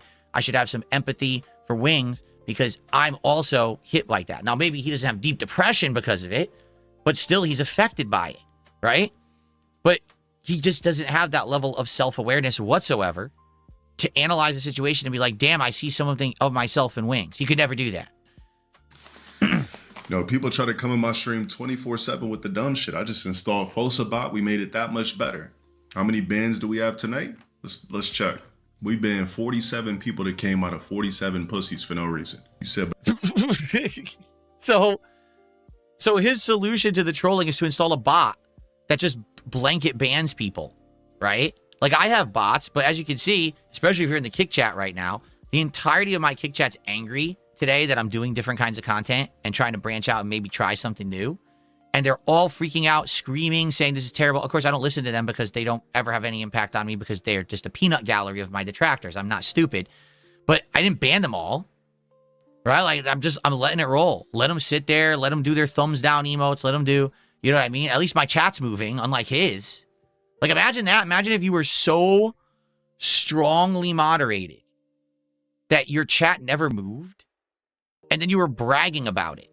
You're like, I have a bot that literally just, you know, it literally just deleted everyone. How is that bragging? Like, what is that to be proud about? I don't know. I don't get it. I just don't get it. You got to find a balance. Like, obviously, you want your chat to entirely be trolls, but at the same time, you can't have it locked down. You have to kind of have like a middle ground that everyone can enjoy themselves, right? But imagine if I was 700 pounds. That would never happen. It's unimaginable. Because me, I'm not a foodie where I just need food. Like, I have to remind myself to eat.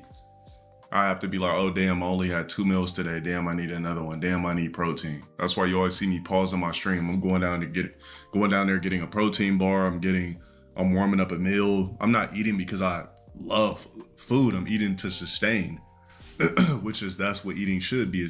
Eating should be to sustain, not to gorge and overeat. I'll agree with that. Eating is to sustain, not to gorge and overeat. That's correct. But everything you said up to that made absolutely no sense, okay? If you're someone who actually is working out, all right, and you're actually stressing your body to the point where your body is growing, bulking, changing, slimming down, here's what happens. When you work out, your body is now going to crave more protein. And so what'll happen is your body will stop craving the bad stuff. Like, it won't want fatty foods. It won't want candy. It won't want bacon. Instead, your body wants meat. It's going to want chicken. It's going to want turkey. It's going to want flavorful meat. Maybe red meat too. I don't eat a lot of red meat. That's another reason. I have another medical condition. But you start to really strongly crave protein. Okay? Since I started working out in the middle of last year, roughly, okay, my appetite has actually increased, but only for the right stuff. Okay? If you actively are working out and you're challenging yourself in your body and you're bulking and you're growing, you're actually hungry a lot. So what he's saying here, I just don't get it. I'm never hungry. I have to remind myself to go eat. What? Something's wrong with you. If you're actually in an active, healthy lifestyle, your body will get hungry during certain times of the day because, you know, it wants more protein, because it's craving that, because it's growing, it's building. You know what I'm saying? And so literally what he's saying is insane. It doesn't make any sense. And I think what it is, he's trying to say is, I'm better than Wings. I don't ever crave food. You see? That's a stupid thing to say. If you're healthy and you work out, you do crave food, but you crave the right foods and you crave the right portions of it at the right times. That's all he had to say. It's like, well, I don't just crave bad food all the time, but instead he has to go to the extreme and be like, well, I'm never hungry. Well, then you're dead. If you're never hungry, you're dead. You're a zombie, or you're a skeleton, or maybe a vampire. Then again, I guess a vampire craves blood. I don't know what the hell he's talking about. It makes no sense. Like, and again, this is the guy who earlier is giving medical advice, yet he doesn't even understand that a basic healthy human body should have hunger during the day because it's healthy and wants protein. He doesn't get that. And then come on stream and cry about it after they paid for your lap band surgery. And like, you know, like I said before, lost the Twitch account, which that fucked me up so badly, man. So yeah, how did somebody like Wings lose their Twitch account? Because he got demonetized just like me. Again, it was the cancel culture of 2021, where they put together these packages of stuff that we had done in the past. For me, they took a clip of me like saying the N-word, but it was me playing a character, and that was from like 2010 or something like that. And then there was a clip of me playing Dead Space, and it was the infamous Nazi jokes that I made during like the 10 minutes that I played Dead Space and did that stupid segment. It was like stuff from like over a decade ago. And they compiled it into like a supercut of DSP's worst moments. And they just sent it to all the people who I was platformed with. Twitch, the streaming services, Teespring, and more. And so instead of being smart and being like, what is this? Why are we being harassed by a bunch of people sending us crap? They entertained it because that was the woke era. Remember, 2020 was COVID and the Black Lives Matter movement, and immediately the woke era started. So all the companies now needed to be woke. And so in 2021, they did it to me, then they did it to Wings. So we got demonetized everywhere. It was like, what the hell? The only place we didn't get demonetized was YouTube. Everywhere else, that like everyone said, oh no, you can't be partnered here. Why? You contacted me years ago. In the case of Teespring, they courted me. I wasn't interested in doing merchandise. They reached out to me and said, we want to make merch for you. They designed my initial merch. They sold it for years. Then they kicked me out later and said, oh, well, here's stuff you did 10 years ago. Yeah, but I've been with you for 3 years. You knew about that 3 years ago. Why would you kick me out now? But that's what happened. So it wasn't that Wings was doing anything actively wrong in the present day. But what ended up happening was, in the past, stuff that he had said back in the day, they took it and sent it to all his platforms as if he had done it now. And then they kicked him out just like they kicked me out. So basically the same thing happened to us within like a month. Like, what did you say? Was that his kitty? That was cute. so badly. Then they took away every other like alternative, right? So I couldn't even do like Twitch without a partnership and take like stream elements or stuff because they took that away too. Then they started like throwing false strikes on my YouTube channel. And then at that point it was like, oh, it was straight back into eating at that point. He said the hard R. And then like and then I got married. He told somebody, I blah blah blah, hope you're blah blah blah, while playing COVID. You read that, right? I mean, yeah, if he did that, obviously that's awful, right? If he actually did that, right? But at the same time, is that a reason to get him completely deplatformed everywhere and not ever to make $1 for the rest of his life? Because he got angry on one stream and he said something awful? I think pretty much every streamer has these moments of weakness where they say bad things, right? Pretty much. So, I mean, I get it. Okay, you personally don't like the guy because he did one thing, but I don't know. Oh, okay. That'll do it. And marriage picked me up, and Kelly's been my rock for a while. And then we did LOLCOW Live.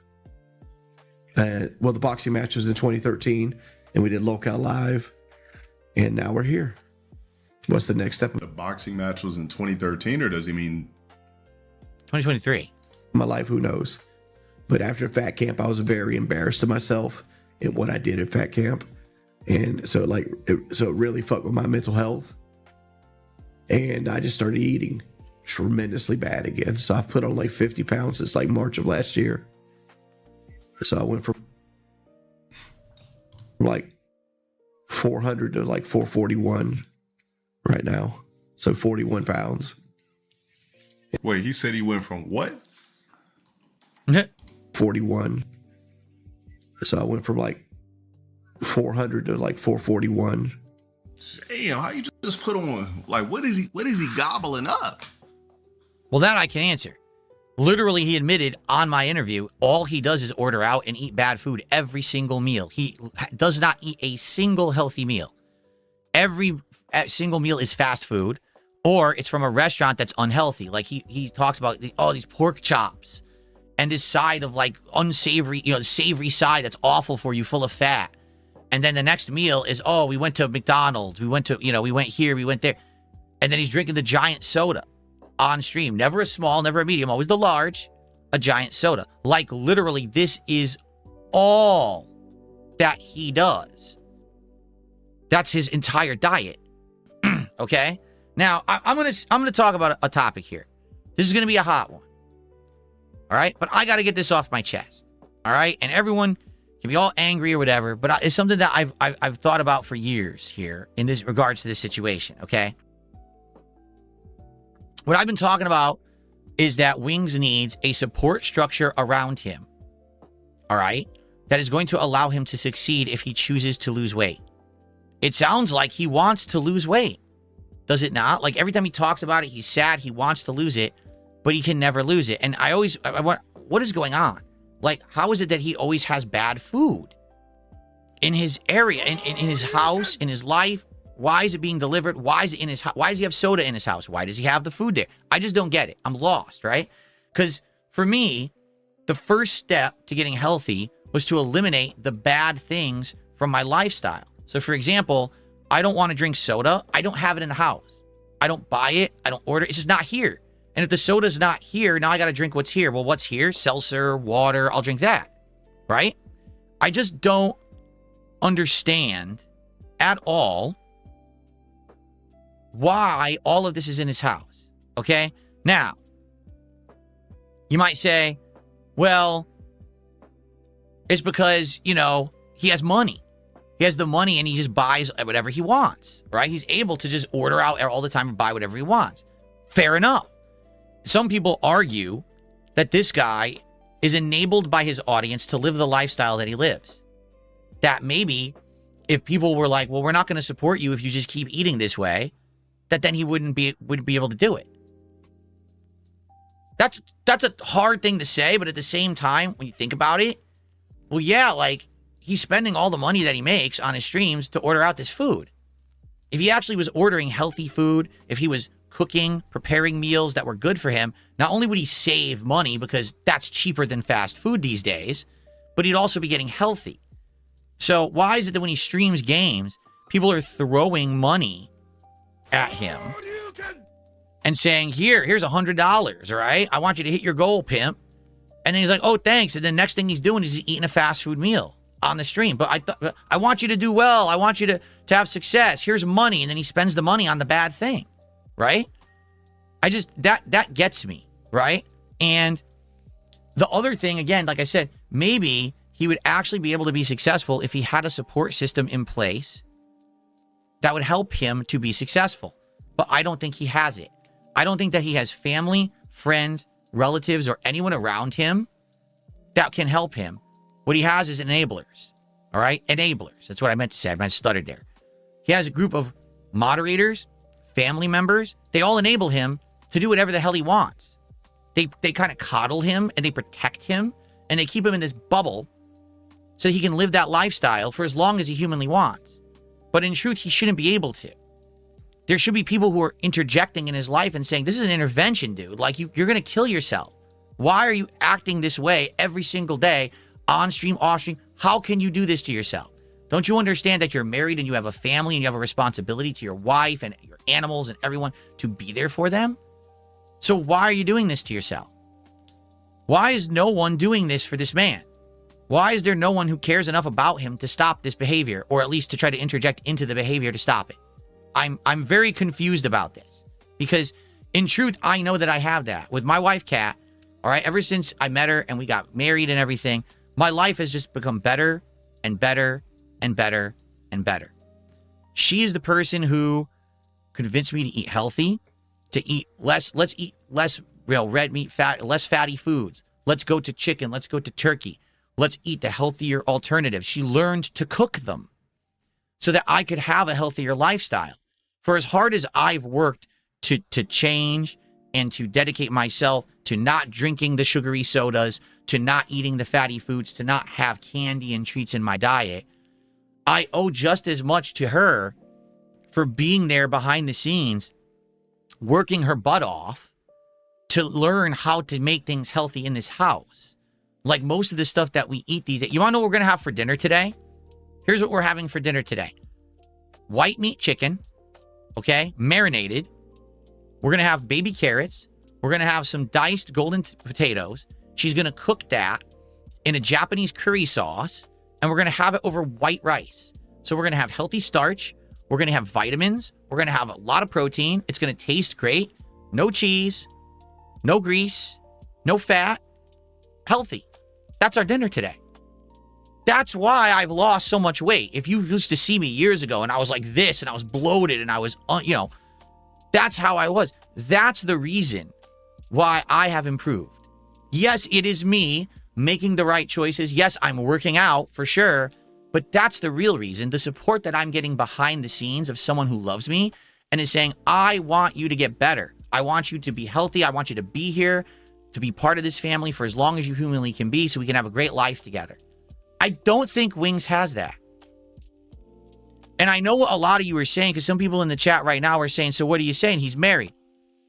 I'm not saying anything. What I'm saying is, where is his support structure to allow this man to be successful to lose the weight? Because he had the surgery, he had the fight, he's had the financial support, he's got all the other pieces to be successful, okay? And I just don't understand what's going on. But the thing is, I'm not there. I don't have the answers. And the thing is, this guy's got detractors who are on his ass all day about it.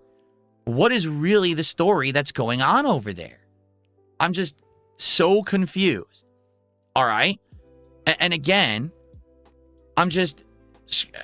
here's something else, okay? And I'm watching his stream. I was not watching a detractor video. I was watching his stream. His wife keeps bringing him food, fast food, all the time. Not infrequently, frequently. All the time. I just don't understand it. Like, these are two people who both want to help each other, who both want themselves to be healthy, to lose weight, to have a good life together, a long, healthy life together. Why are you enabling each other's problem then? I'm at a loss. There was one stream, he says, look what my wife just brought me. And he lifts up a bag of mini donuts. Okay? I think they were the powdered mini donuts. And he goes, so my wife just brought these home, and she said, I better eat them because she's not supposed to have them. So I better eat them so she can't get to them. I'm not making that up. That happened on his stream, a gameplay stream. So why do you think this guy has detractors? Right? Now, it's because they make money. 100%. It's because they make money doing the content they do on him. But this man does not do himself any kind of a service when he's behaving like that, and then he's publicly sharing it with his audience.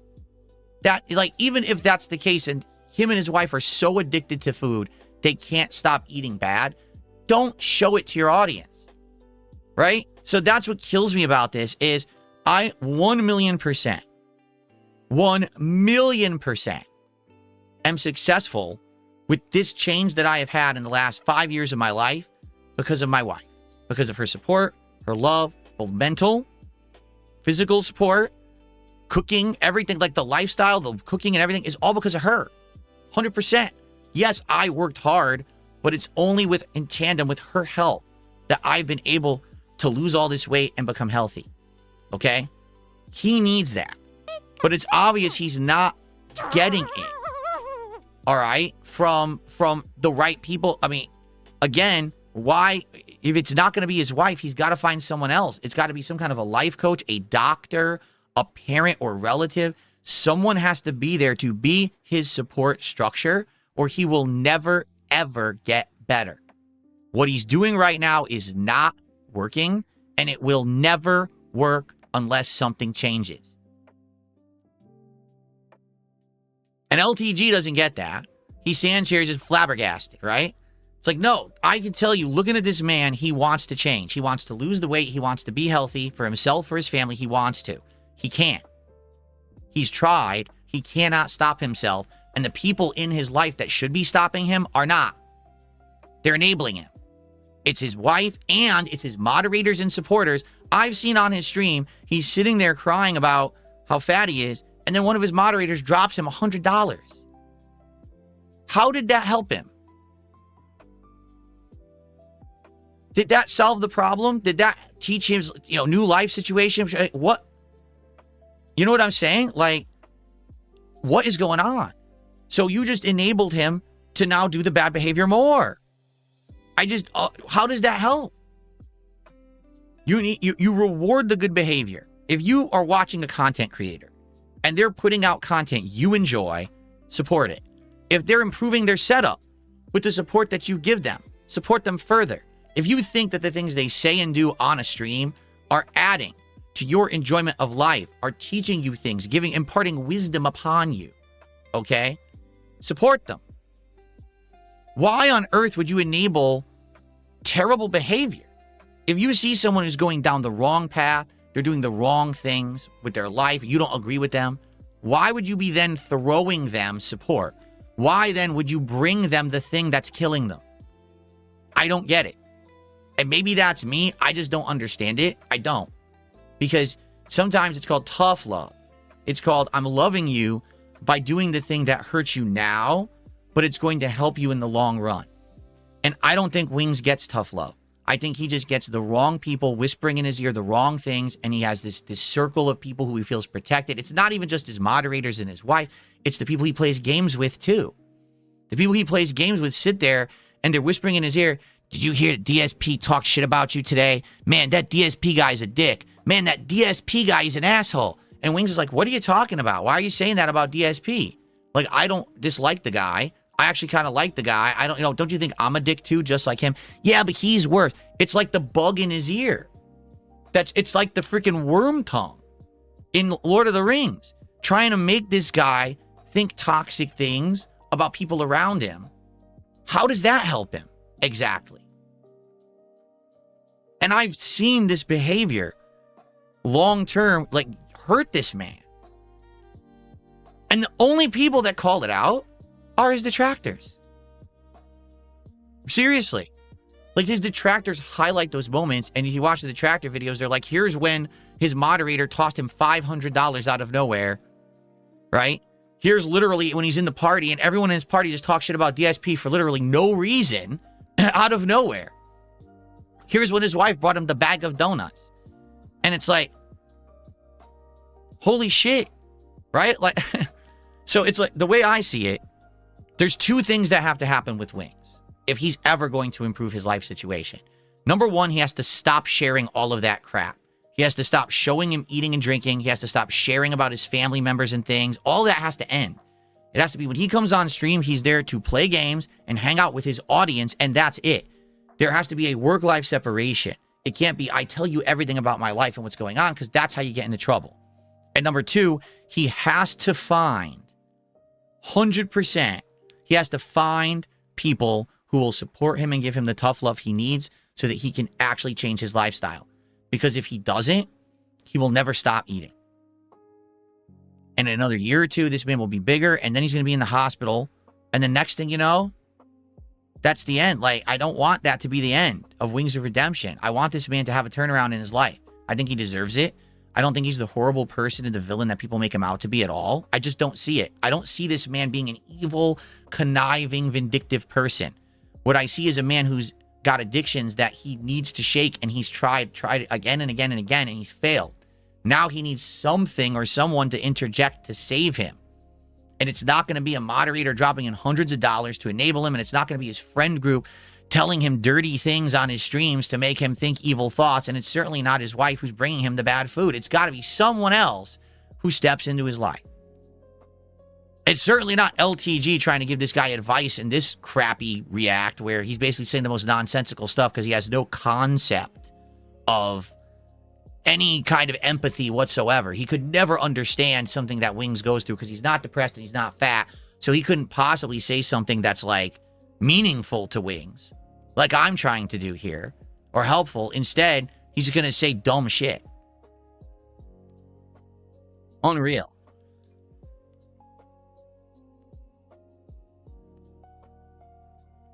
Okay. Well, a bunch of people did some super chats. There was a £5 super chat from Rika. Thank you, Rika.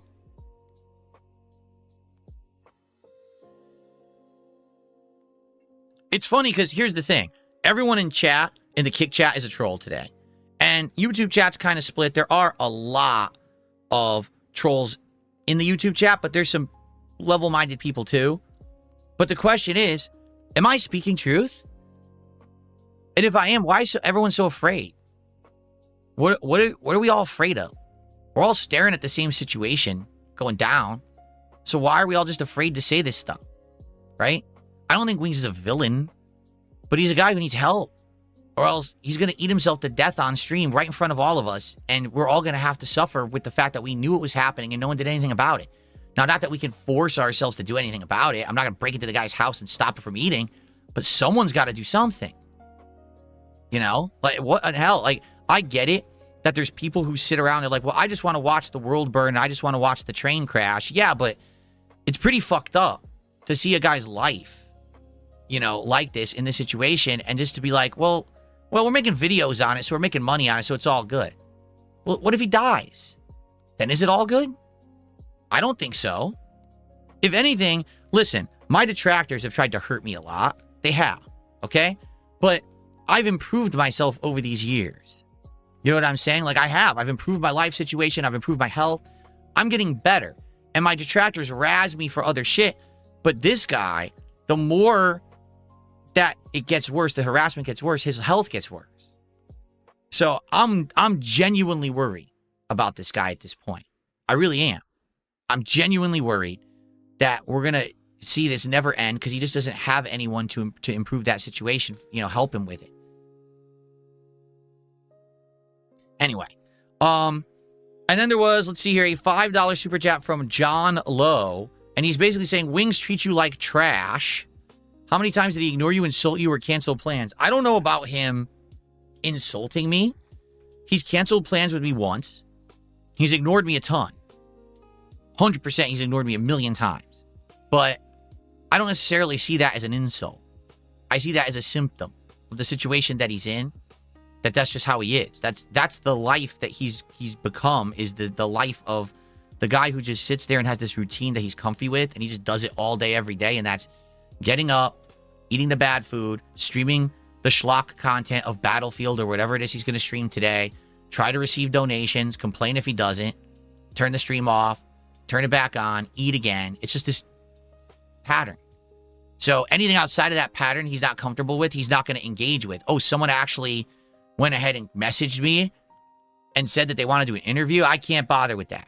That's not part of the routine that I'm comfortable with. You know? And that's what it is. He's just become so complacent in this loop that he has of his life. And no one's breaking him out of the loop. So it just continues to get worse and go down on the downward spiral.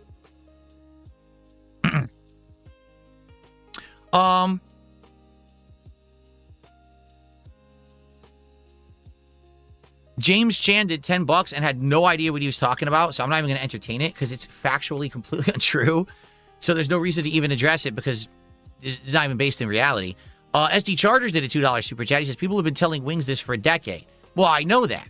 But there's a difference between telling him and then finally someone doing something about it. Because again, I don't think it's us that can do it. We're not going to break his door down to change his life. We can't legally. Like right now, if you go to Wings' house, you break his door down, you get arrested, right?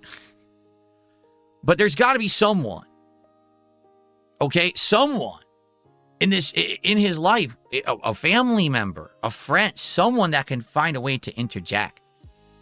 All right? There's got to be. I just don't understand it that we can all just sit here and watch from the peanut gallery and point and say, he's fat, ha, ha, ha. No, I don't say that. I look at him and I'm like, damn, that's not a bad guy at all. Sometimes I listen to him to make a joke or make commentary. It's genuinely funny or, you laugh. It's insightful. Sometimes he says something stupid that's still funny. It's not mean intentioned. It's not bad. I don't think this is a vindictive guy who wants to hurt others. I just don't think that he's capable of helping himself. So who in life then is going to actually help him? Right? I don't know. All right. I got a $3 tip. Jordy is an extremely hard-headed and complacent person. Keem and Boogie tried tirelessly, but Wing seems to always have the I'm too far gone, I'd rather die eating delicious food mindset. He's had this food spiral since his fat camp crash out. That moment really messed him up. Yeah, and again, with that, I don't know the ins and outs of that. That's something I wanted to talk to him about. Exactly what happened, what didn't happen, why do people say that one thing happened and then it didn't or not, I don't know at all. Seriously, I don't get it. Why this is such a big thing that, ruined him. Because he's already been through a million other things. So why was this the one thing that kind of crushed him and now he's even further on the downward spiral? You can see the video. Did he maliciously assault his wife? No. If he did, he'd be in jail. So what are we freaking out about? But maybe I don't know. There's something I don't know. I don't know. Maybe I just don't understand that whole situation either. Okay? All right. Let's keep going. What type of shit is there to eat where you could just balloon up to 40 quick pounds? Just constant fast food. Soda and constant fast food. That's all it is. And he eats it every meal. Not even a skip meal. It's every meal. It's the soda and the fast food. That'll get you. You just ordering wiener schnitzel? Right now. So 41 pounds. And I don't know. So that's how you make an 18-year career by accident. I'd love to take a fishing trip, man, but I'm not in good. You said that's how you make an 18-year career by accident. I'm not in a good fit. What's up? First, I'm too busy. Not too busy. I'm too heavy to fit in a boat. A bass boat's got a 500-pound weight limit. Jeez. Me by myself makes that weight limit. I don't know. I'd love to take a fishing trip or something. This isn't a pity stream, man. It's not a pity stream at all. I mean, the whole shit. See, this is the thing. He says it's not a pity stream. Maybe he didn't intend it to be a pity stream, but that's exactly what it became. And that's what I mean. He gets caught up in this depression, and the next thing you know, that's it. He's going on this giant tangent. Aren't you supposed to be playing Battlefield? What is going on right now? And then now, of course, that's all anyone talks about. That's what he did on stream today, right? It's sheesh. It was a fucking pity stream. Damn, so Wings just hasn't the cognitive has not picked up since we did that live stream. What does that mean? His cognitive has not picked up. Does he even understand what he's saying? I don't think he does. I think he thinks the word cognitive means something different. And he always says it that way. What is he saying? His cognitive has not picked up. Okay, hold on. Let's look it up. Cognitive.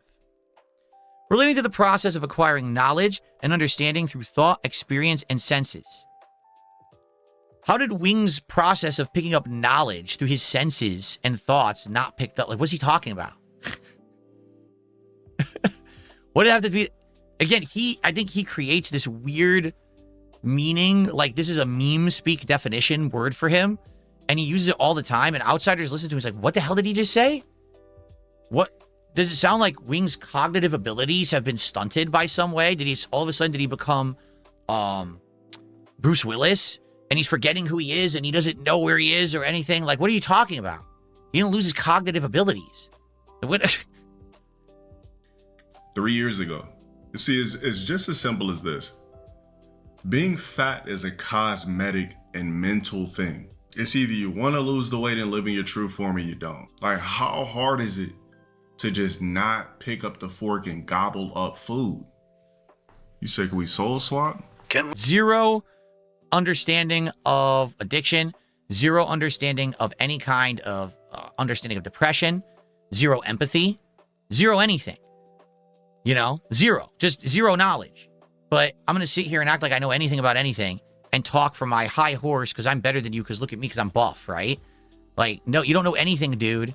Like, seriously. You don't know anything about what this guy's going through. Yes, he's had many opportunities to change his life. It's obvious he can't do it himself and he needs an intervention.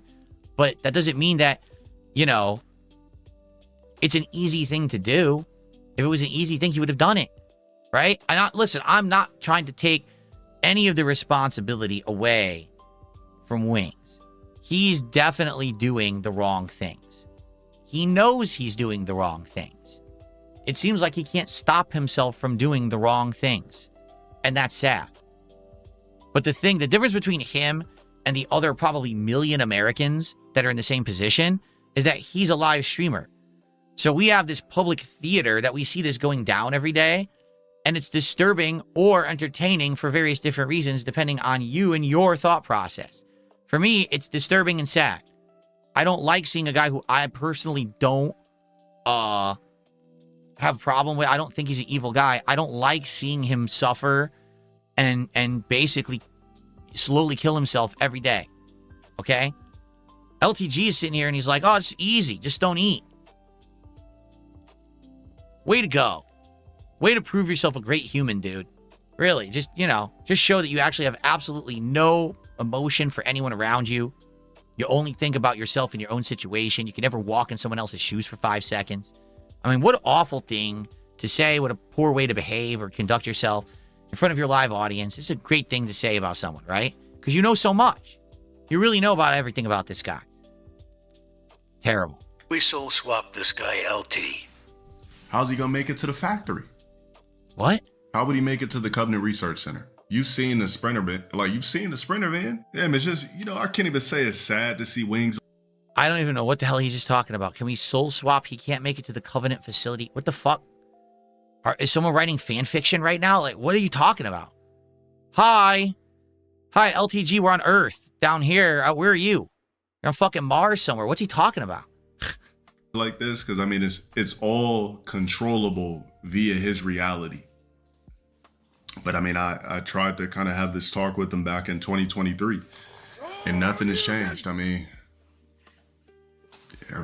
I guess he just loves soda, snacks, and dinners.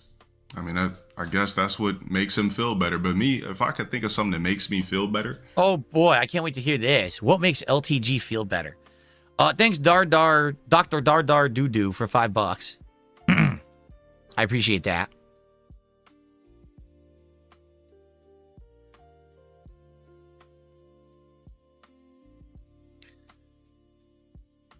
Okay. I can't wait to hear this. It's obvious that it's the food that makes Wings feel better, right? It's the only thing that probably makes him feel better, or else why would he keep doing it despite the fact that we know that it's hurting him? Okay? I cannot wait to hear what makes LTG feel better. Here we go. Personally, that gives me a high in life. I would say just my purpose. Your purpose. What's his purpose? Doing things that make me feel like I'm productive and successful. His purpose is to do something that makes him feel productive and successful. What makes him feel productive and successful? I'm curious. Will he actually extrapolate on that? Okay? Because initially that sounds to me like making money. Every time that I'm making money, well, that's productive use of my time, and I'm successful if I'm making money. That's what it sounds like he just said. And we'll play it out, and we'll see if he adds anything further. I don't know if he will. For me, if you were to ask me the same question, okay, what do I feel would make me feel like, you know, make me feel good about myself, or what's worthwhile use of my time, you know, whatever. I would say a day when I feel like my actions genuinely helped someone else in some way, whether it's through entertainment, whether it's through sharing of knowledge, whether it's I physically helped someone, whatever it is, as long as today something that I did actually genuinely made someone feel better or have a good day, or it improved someone's life or something like that, I'm adding overall to the human experience. That's when I truly feel good about myself. Okay? It doesn't really matter if I got over making money, being productive or successful for myself.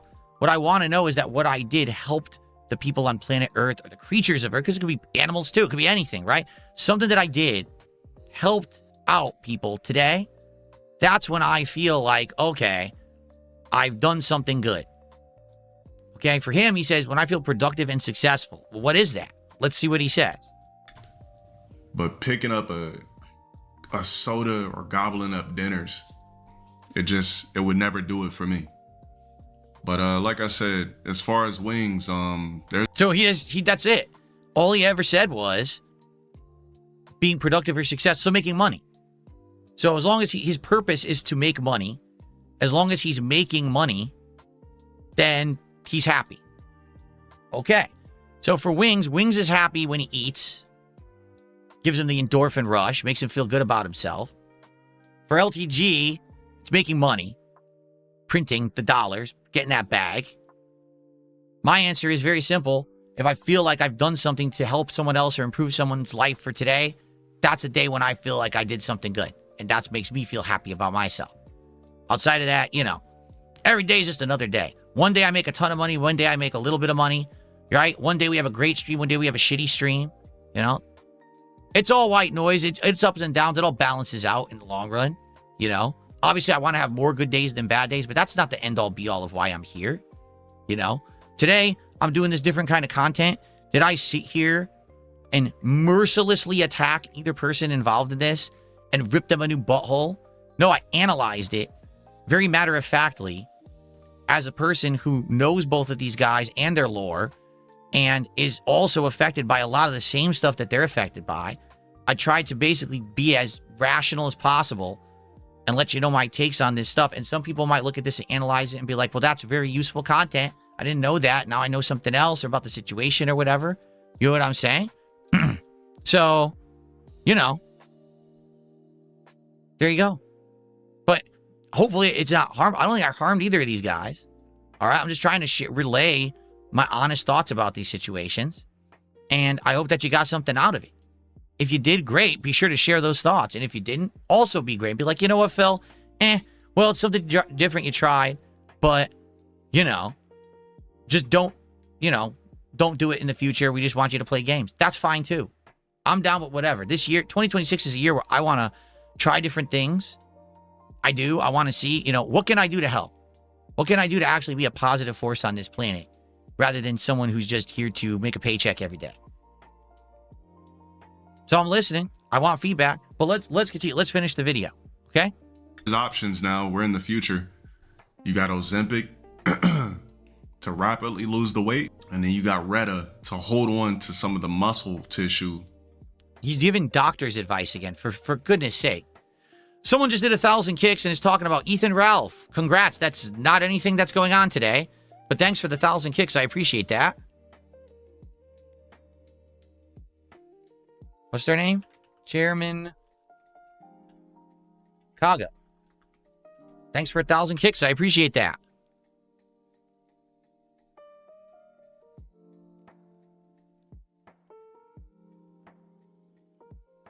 Okay. Biggest kicks of the day. Cool. Thank you. I guess he thought I was going to derail my stream and talk about Ethan Ralph. No, we're not going to do that today. Okay. So let's hear Dr. Sparrow. Post-weight loss, once you want to pick up and tighten up the blubber, there's options for you.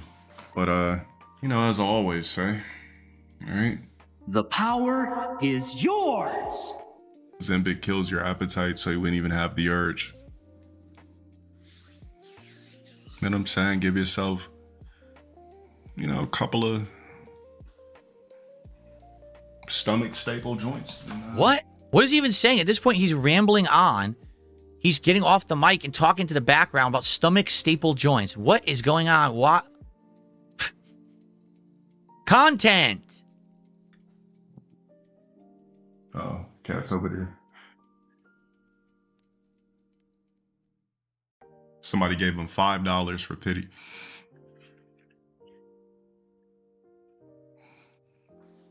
Nah, man like him doesn't eat steak and eggs.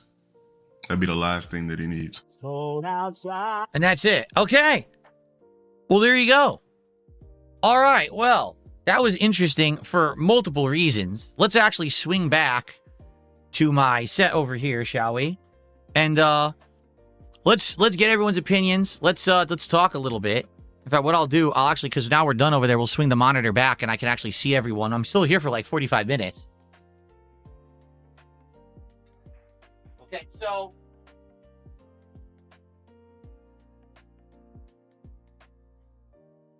in summary, okay, after having watched that, hold on, get everything down here. I get some music going too. All right. So, get the music going. Okay. So, in summary, after having watched that whole thing, first of all, that was probably the craziest thing to react to. That was a detractor. Well, first it was Wings. Then it was a detractor making a video about what Wings did on that particular stream.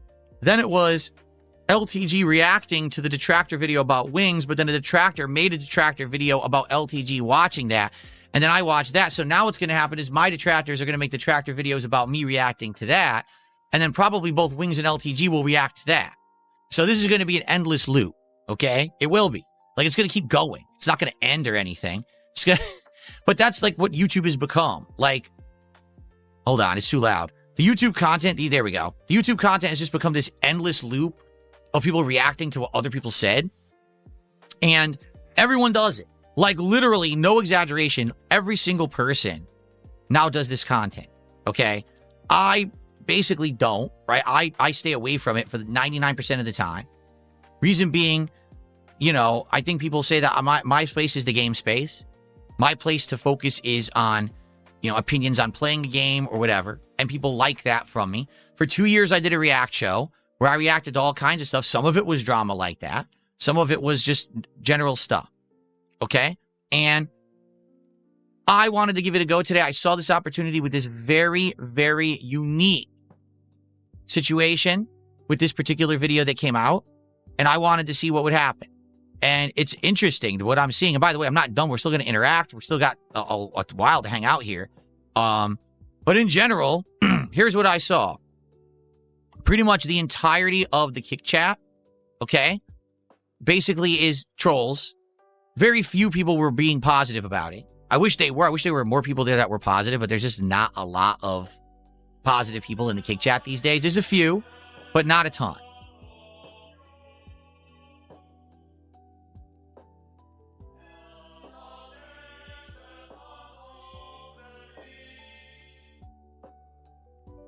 Let's go to the next song. You know what? Let's change the playlist. That even threw me for a little. What is that? Okay, let's go to the next song. That was absolutely ridiculous. Okay. There we go. That's a little better. Okay. So anyway, yeah, I want to do something different. I wanted to see how it went. By the way, exactly the things that I knew would happen happened. For example, apparently during this stream, LTG leaked more DMs. Like every single time he's done that ever, and he still does it and acts like it has anything to do with anything or any impact. Yeah, of course he leaked DMs that I sent him, because that's all he ever does. So now when I send him things, it's intentional, because I know that he's going to leak them. It's like, he's done it a million times. Why wouldn't he do it again? It's inevitable that he will. He thinks that this is some kind of a gotcha or something. Dude, Every single time I message you, it's because I know you're going to tell everyone what I said.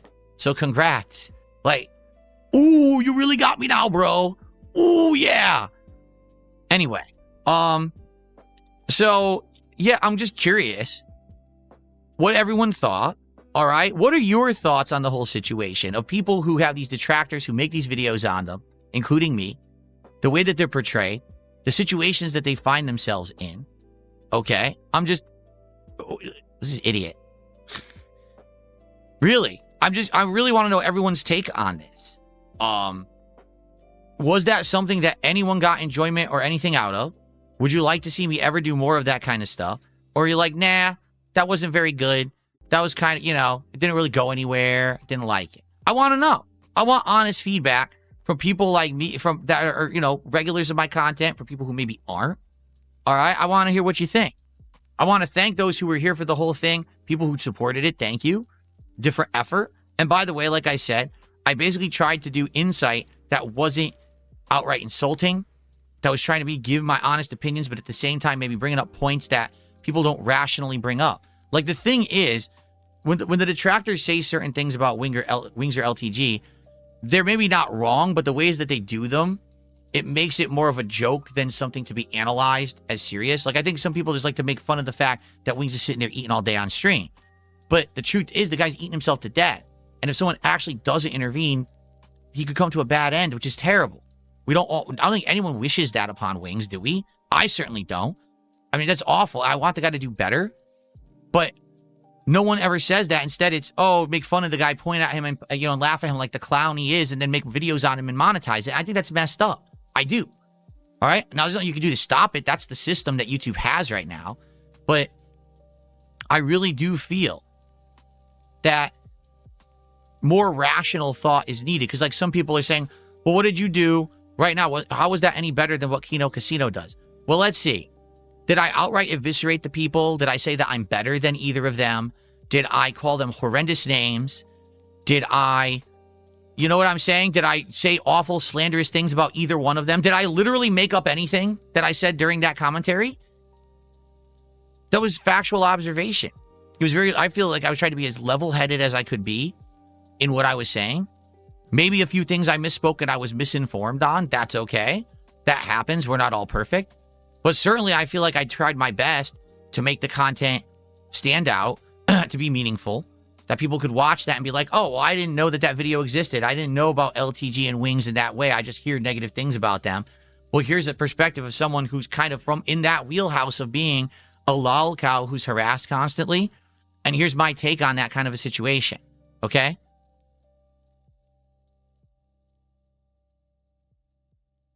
Happy Book Cautious, as you mentioned, LTG's leaked documents, a very big detractor of yours leaked them.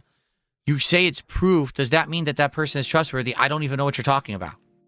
I don't know the lore that deep. I don't. So I can't answer that question. I don't really know. If you want to elaborate on that or whatever, I don't know. Right?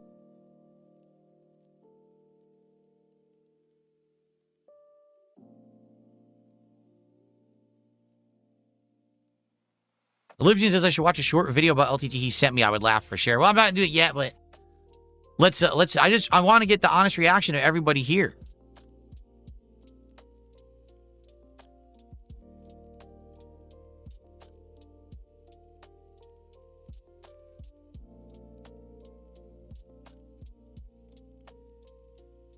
Ms. Smiley says you went hard on LTG. He didn't really say anything bad about Wings. He didn't even seem to know him. That's the point. He interviewed him 3 years ago. All right. 3 years later, I'm going to react. Literally, he's talking out of his butt. He's trying to give medical advice that he knows nothing about. He gave advice about something he knew nothing about. Oh, boy. He has no empathy whatsoever. He's trying to discredit depression. He's trying to say that it's easy to just not eat, even though that's Wings' addiction and everyone knows it.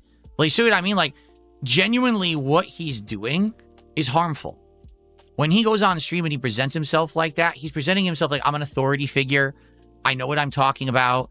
Here's my advice on this because I'm informed. And he's none of that. You see, none of it at all. And so he's doing harmful content for his audience and anyone else who's involved watching that. Like, that's bad. That's really irresponsible stuff. quite frankly. And from what I'm to understand, like, that's a lot of his content. Like, he basically reacts to stuff constantly all over the internet and just kind of talks like that and really doesn't know what the hell he's talking about. But here he is supposedly with an audience of thousands of people who are listening, and that's harmful content, in my opinion. You could disagree. Maybe you think he's a clown and no one ever takes him seriously. I don't know.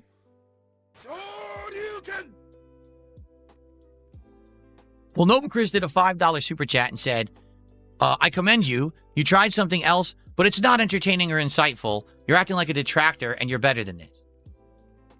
Okay, I thank you for your honest feedback. Honestly, I really do. Thank you for that.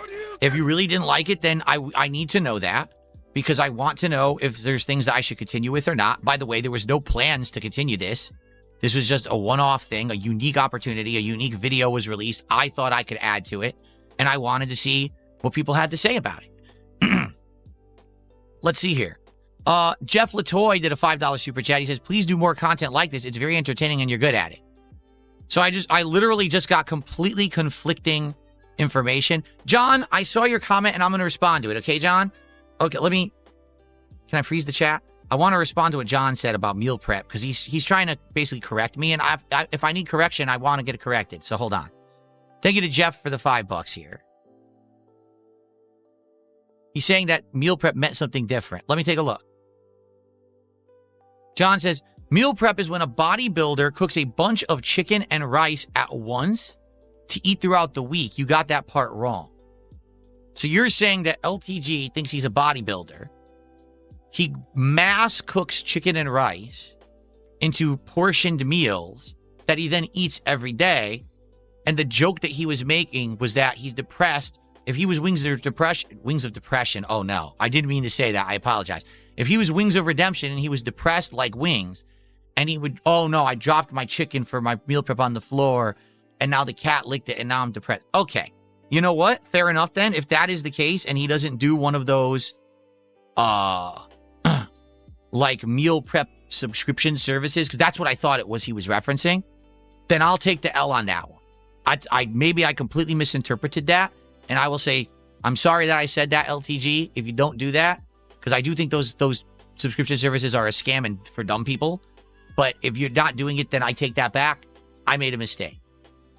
I thought that that's what he was saying, and I'm maybe totally wrong. Okay?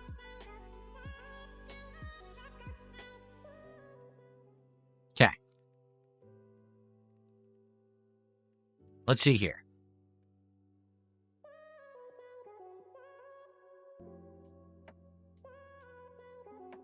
So Emperor Ferb says, I'll be honest, I think that your longtime viewers and supporters don't like this stuff. The people who are saying that they like it in chat are basically new accounts and trolls. Okay? Princess Luna says, I personally prefer gameplay. Thank you. And you know, again, I understand. I want to try something different. You guys know where my strengths lie. You know what I like. You guys know I'm a gamer. You guys know I want to sit here and play games all day. This was a unique experience where I could speak from a position of influence, knowledge, being in the situation of both of those two guys, being harassed by detractors constantly, actually suffering from depression in my past, knowing about their lore. Okay. See now, Zelossi says, why is everyone being a snowflake about this? Broden says, I agree with Ferbs. You have to weigh out the new accounts and focus on names you see often. Okay, here's one. Straight Basement Productions. Don't know who that is, but they're saying, I didn't like it, not because of you. I'm tired of this toxic stuff and people, and I just want to avoid it. I'd rather focus on happy, uplifting content. Okay. Let's see. Lord Humongous loved it. Herbs Man says, you said 1,000 times you're better than the drama content, so what changed? Like I said, there was an absolutely unique piece of content released in this video that I thought I could add to. I did. I really do feel like if you watch that, that just makes it better because of the takes that I had and the information I had to add and explain. Okay? And essentially, there's times to try stuff. Today was the perfect day. I was going to do a Arc Raiders stream. The stream wasn't going to do well because I already played Arc Raiders twice, and I wasn't really interested in playing it a third time. I thought the stream was going to fail and not be very fun. I saw the opportunity. I jumped on the opportunity. There you go. That's simple. It was an experiment. And if it didn't work, it didn't work. That's fine too. I'm totally open to all feedback. A lot of my regulars are saying it didn't work. They didn't like it. Fair enough.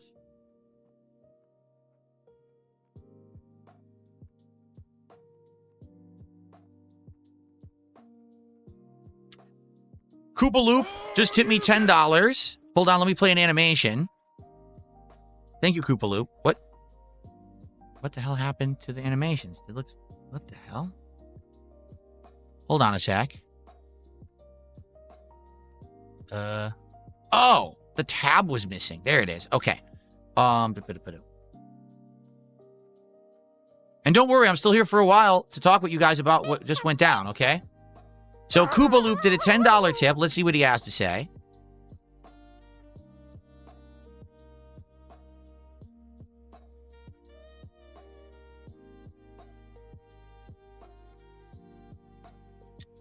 I really liked the content today. Added some variety to your streams. There you go. Thank you, Koopa Loop. All right, let's keep going. James just did a $5 super chat. Hold on.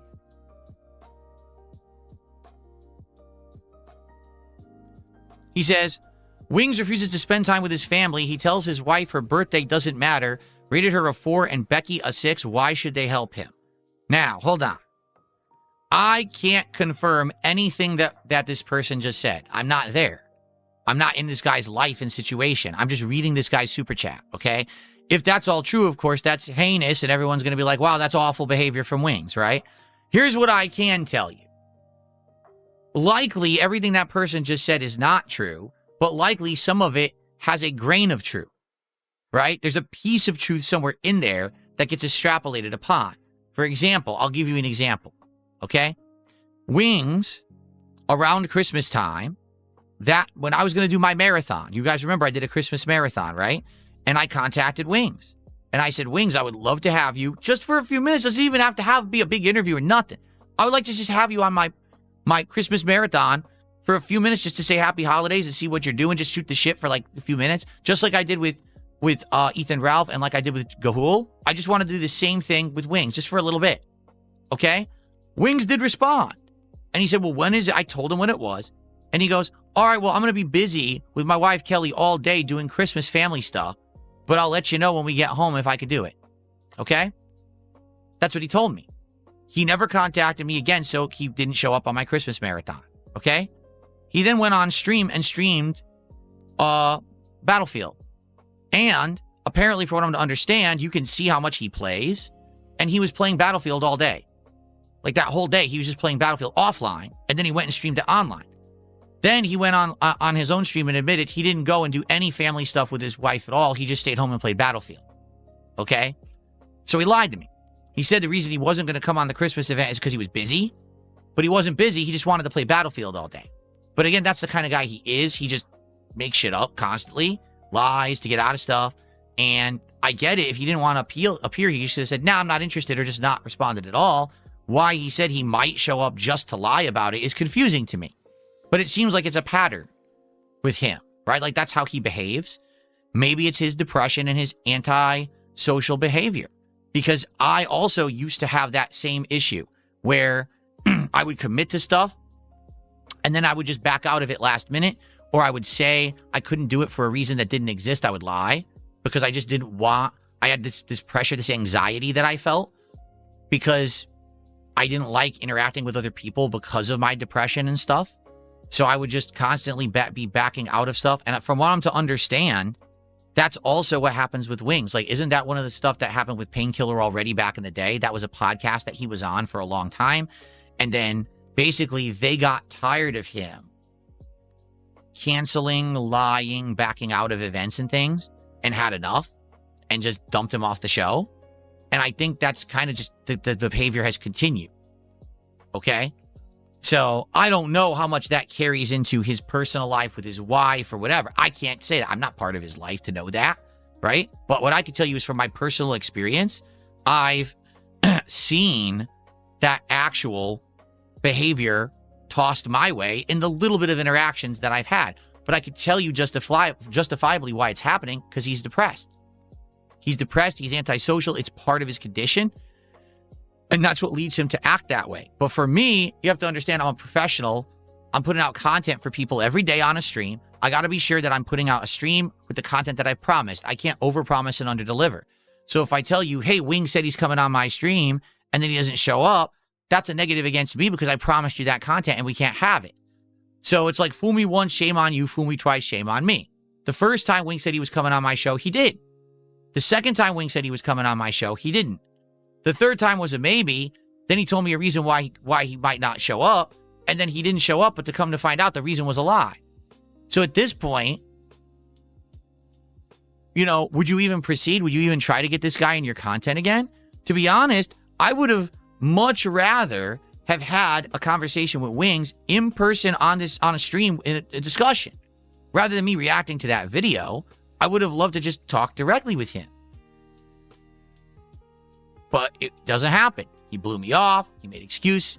He lied. So I couldn't get him on the stream. What am I supposed to do, right? There you go.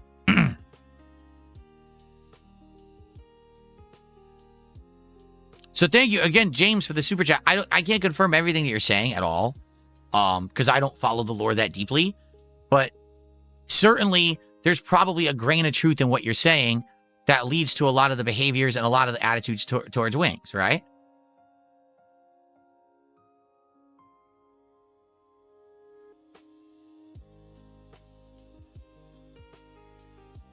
Okay.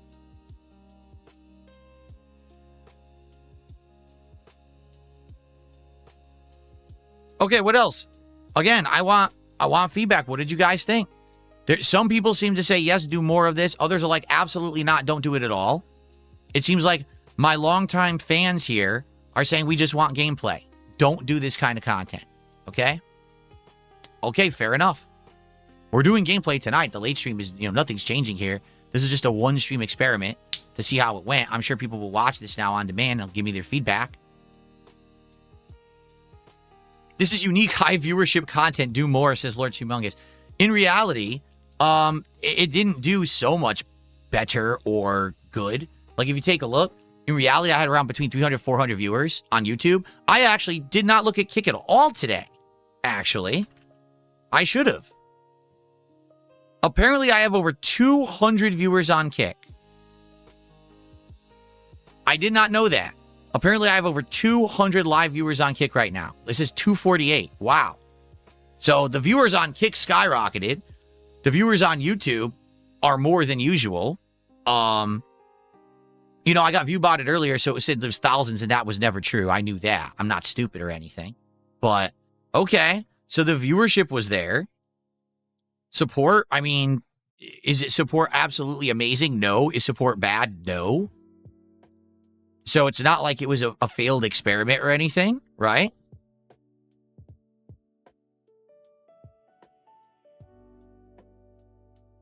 Huh?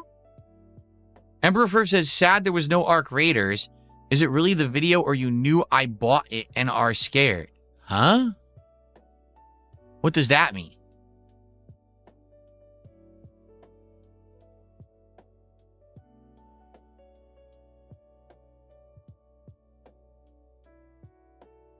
Rorico, who cares? I don't... What you don't seem to understand, what people don't understand about me is that I don't care when people cook me and talk about me. It'll never even get to me. I don't give a shit. I don't care about that shit at all. The fact that I just did this video and people are saying, well, LTG is now tweeting about you and LTG... Yeah, because LTG is a very fickle, very weak person. If anyone says anything about him, he immediately caves. He reacts exactly as expected. I knew that he was going to leak the DMs. That's why I sent them. I knew that he would basically do a crazy rant tonight. Of course he's going to do that.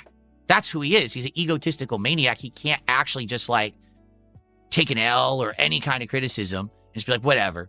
He has to respond. He's going to respond. That's fine. Now, for the record, to all of you, Wings of Redemption and LTG detractors, and to my detractors, you're welcome.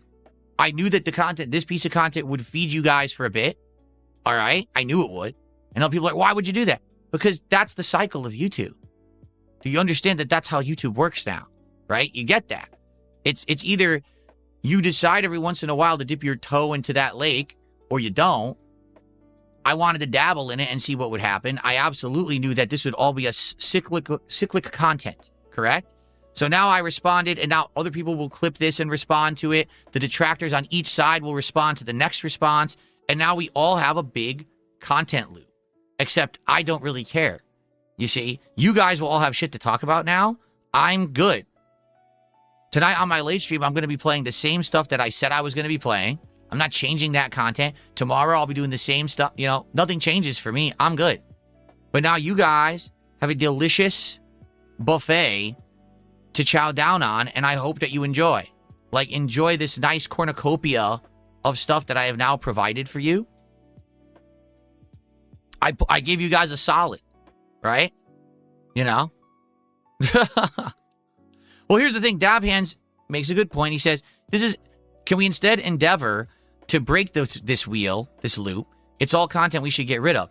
I agree with you, but if anything, if you haven't noticed, there's just no way to break that cycle. There's only one actual way to break the cycle, and that's for YouTube to say this content will not exist on our site anymore, and it is demonetizable and bannable. Okay, that's it. That's literally the only way it will ever end.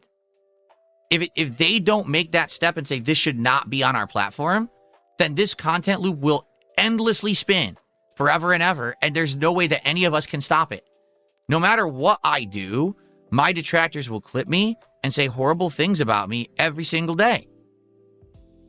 So why do I care? Someone warned me this morning, and fair enough, because I appreciate everyone's feedback. Someone who I really care about their opinion this morning said to me, Phil, if you do this, people are going to clip it. They're going to say that it's toxic. They're going to say that you're doing what your detractors do. You're going to say that you're hypocritical. And I said, why do I give a shit about what any of them say? Why would I ever give a damn about what one of them say? Today, if I just play Arc Raiders, they're going to clip it. They're going to say horrible things about me. They're still going to make their content, and they're still going to have the money. So it doesn't matter what content I put out. They say the same shit. Why am I going to dictate my life and what I decide to do on a daily basis on what they do? I'm never going to do that. I would literally do nothing. If I'm so afraid of what they're going to put out on me every day, then I would never stream, you know?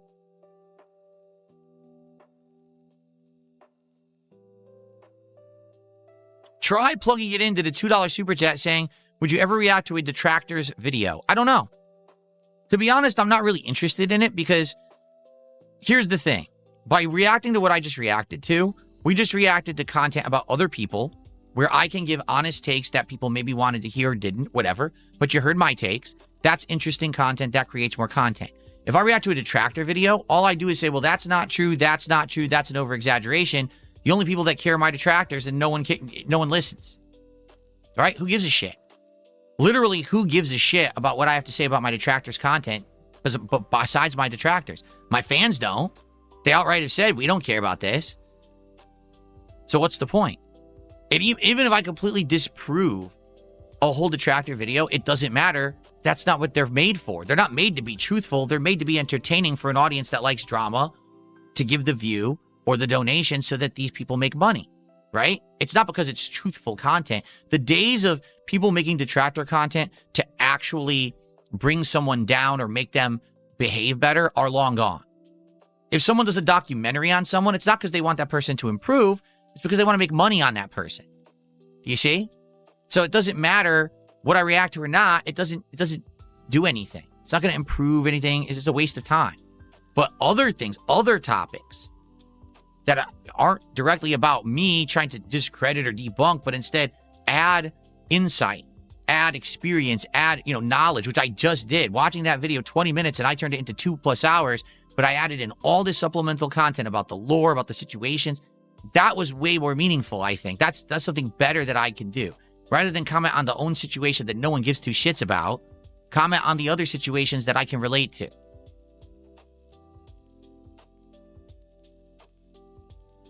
But that's just my take. And again, you can disagree, and I want to hear if you disagree. Okay?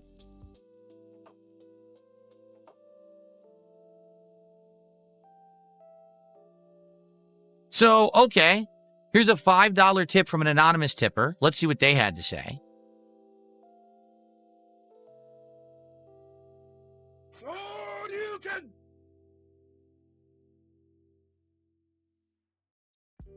So they said, listen to this. Great stream. Sympathy isn't mandatory. Your addiction isn't anyone else's problem. We all know what we're doing wrong, but some use that for personal gain. That's what LTG is saying. Fair enough.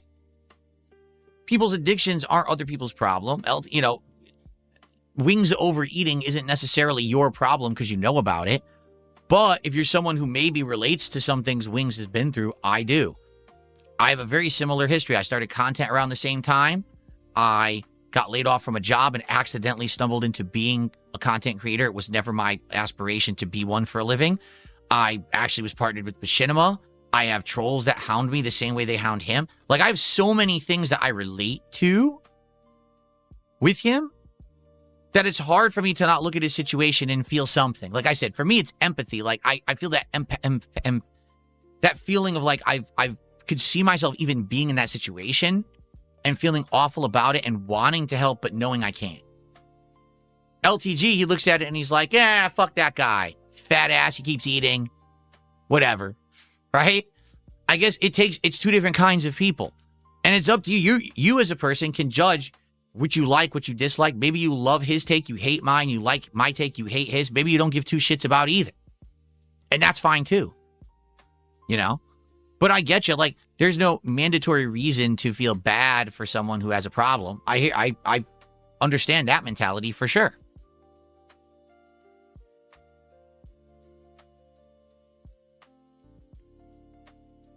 Someone did a dollar tip to trolls like Snorta Forta or something. Will I be making an effort to help or motivate Wings? I wish I could. But how could I do that exactly? He doesn't respond to anything at all. He doesn't respond to DMs. He doesn't respond when I go on his stream and talk to him in his chat. He tells me not to do that. There's no way to reach the man. I wanted to have him on my show. He won't show up. So there's nothing I can do to help the man. He'll just go on his merry way doing what he wants. I'm sure he'll get wind of what I said today. And if he's insulted, I'm sorry. There's nothing I can do about that. That's my honest opinion. I wanted to share it. If he's not insulted, maybe he'll take it to heart and he'll look for help. I don't know. But either way, it ain't going to affect me. I don't get really, there's not much I can really do about it, right? And now Gaia1 says, well, maybe you should have done this behind the scenes. How? Again, he doesn't read DMs. He doesn't respond to DMs. He won't talk behind the scenes whatsoever. He's an antisocial person. He outright has said it.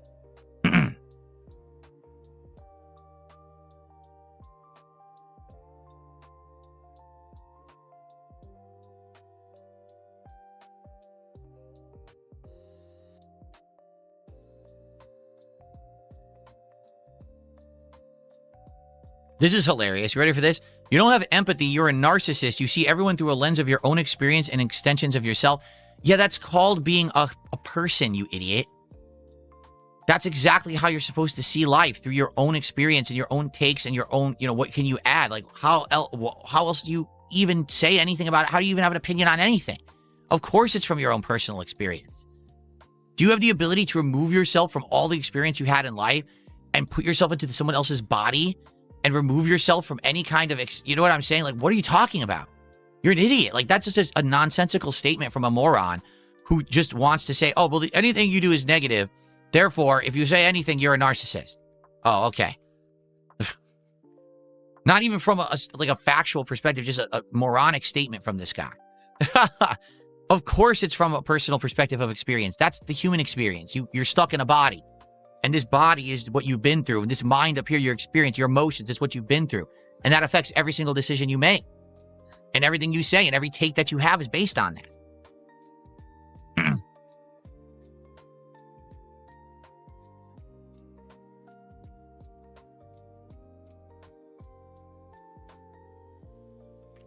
Have you ever thought about doing a series of covering lolcows with your takes, since you know what bullying is like? No.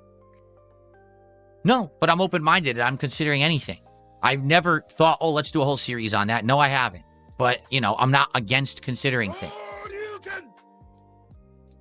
Red Eyes did a $5 super chat. He says, bro, chill, don't feed the trolls. Also, kick chat sucks balls. Again, Red Eyes, every single thing I do feeds the trolls. If I breathe, it feeds the trolls. If I fart, it feeds the trolls. It doesn't matter. I'm not afraid of anything like that. It doesn't matter. It doesn't affect me at all.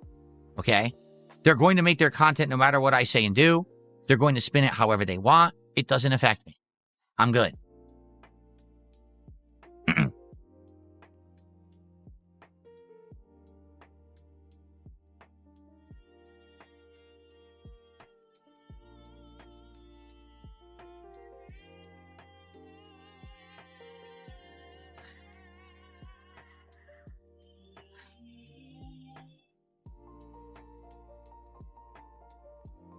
Okay. Anything else? Any other takes, guys? Because we're almost done. I'm here for like another 10, 15 minutes. Normally I stream till 4. Funny that everything is kind of wrapping up at exactly the right time. I don't even have to upload today. This is just an archive. This is literally just an archive stream that people will watch on demand after the fact.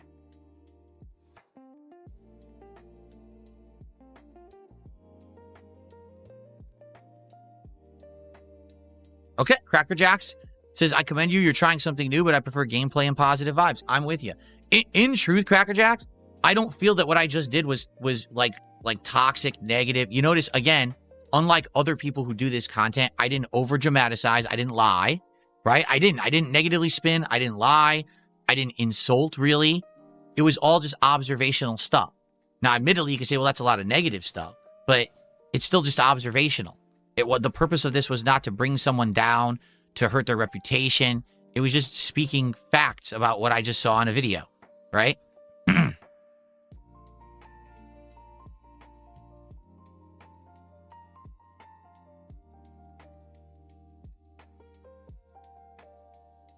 No, I'm not setting any goals for anything. You can just stop with that suggestion right now.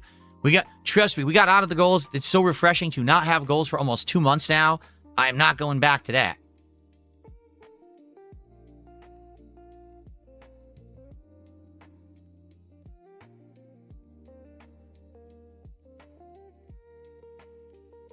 Let's see.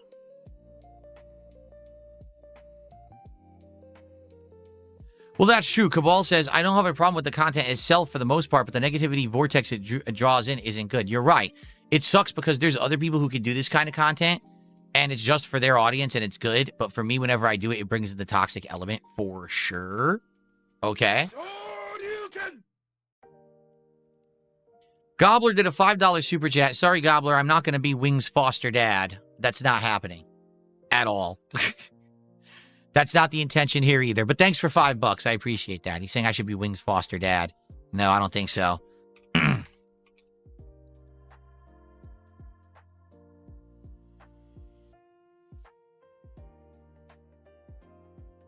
No, I literally just said I'm not going to react to the detractor content about me because it serves no purpose.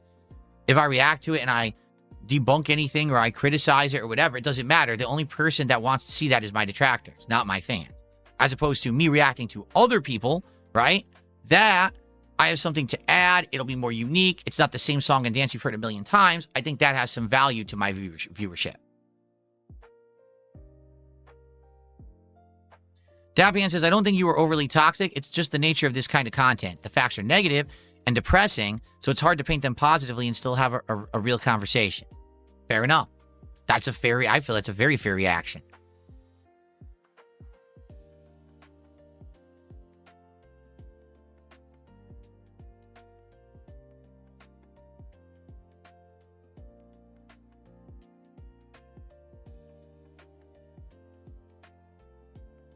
I literally just answered your question, bariatric barbarian. Please stop spamming the chat.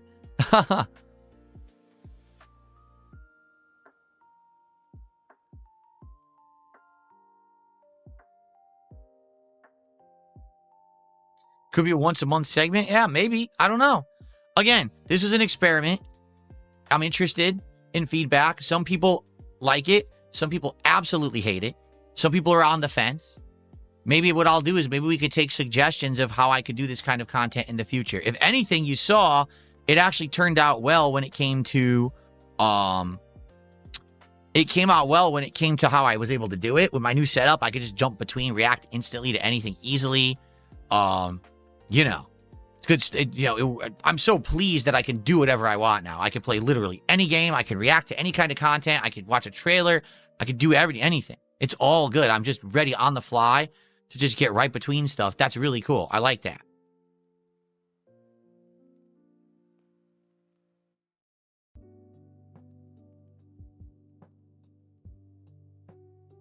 All right. Well, thank you guys for being here. Thanks to those who did support the stream. I appreciate that. It was also a successful stream, despite the fact that it was a different kind of content. And I get it that some people, it won't be your cup of tea, and that's fine. I get it 100%. And again, it's also unique because I don't know how often can I really do something like this, right? You know what I'm saying? And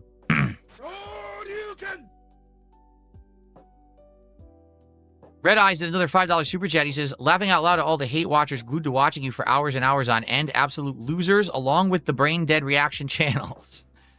There you go. A lot of Shoryukens today. Dang, there were a lot of Shoryukens. Very nice.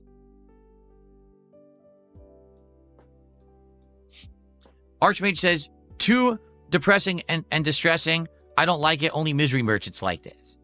See, here's the thing, though. Like, here's what I've always said, right? If the only way that you can have a successful day of content is that someone else had their worst day ever and you cover it, then you don't make content. You don't. You're a misery broker. All you do is you look for people who are having a bad time and you create that content based off their misery. That's awful. And if you were to disappear and your content never existed, the world would be either the same or a better place. Okay? At least with the content that I just made, I'm hoping that was meaningful to people who watched it. Maybe you learned something. Maybe you saw a unique or different take. Maybe you're hearing something that you needed to hear for the first time to understand the perspective better. And by the way, I wasn't looking to step on anyone to get ahead. I didn't dunk on anyone. I'm not making an entire series. I'm not trying to start a feud with anyone. Like I said, LTG is welcome to do whatever he wants tonight. He can take that easy bait, do what he wants, make the schlock content. He's going to. That's the kind of person he is. He'll take that low-hanging fruit. He's not going to make original content. He's going to take that low-hanging fruit, try to make money on it, right? And that's fine. But that's not, I'm not here to become a misery broker who every day this is the content I put out. Okay?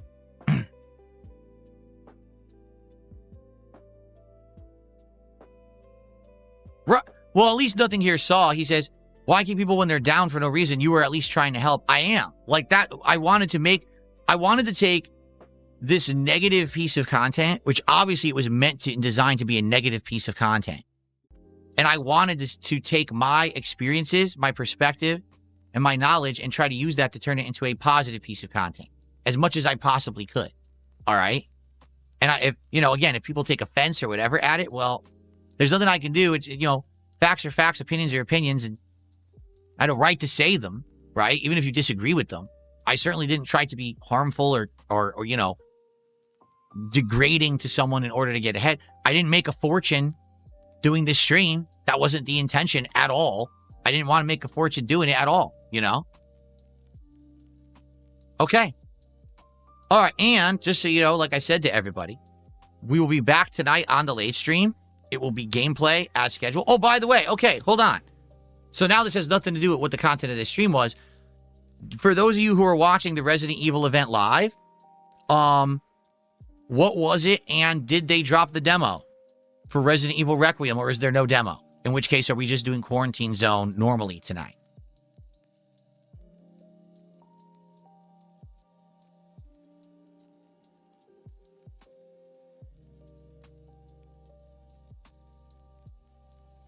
No demo? Come on. Oh, I was really hoping the demo would be out. I really wanted to play it.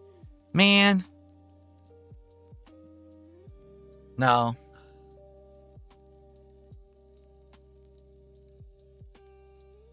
Now people are saying there was one on the G4 streaming service. What? There is? So how do you get it?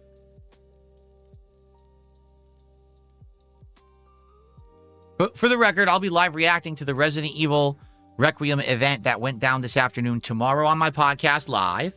All right.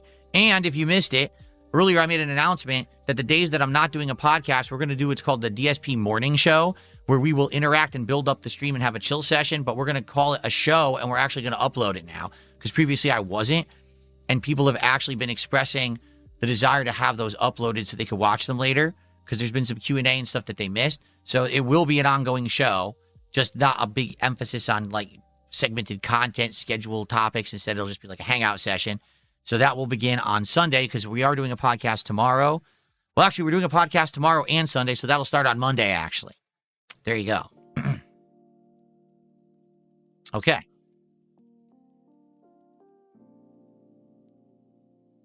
So there was a demo?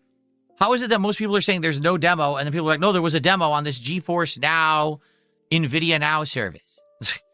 How did no one know that? For the record, I'll be live reacting to the Resident Evil Requiem event that went down this afternoon tomorrow on my podcast live. All right. And if you missed it, earlier I made an announcement that the days that I'm not doing a podcast, we're going to do what's called the DSP Morning Show, where we will interact and build up the stream and have a chill session, but we're going to call it a show, and we're going to have a So is there no public demo? If there's no public demo, then tonight we're just going to play Quarantine Zone.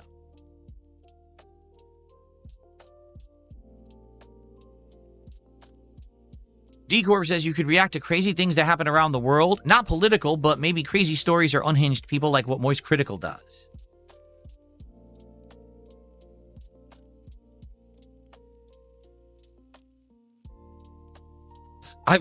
You've lost a fair few regulars today. Who? The people who were interested were like, I'll be back later, Phil. That's all they said. They said, all right, not for me. I'll be back later. I made it clear this isn't what I'm doing all the time. It was just a one-off experiment. So what on earth are you talking about? By the way, Ward chatted, auto resub. Thank you to Ward for that.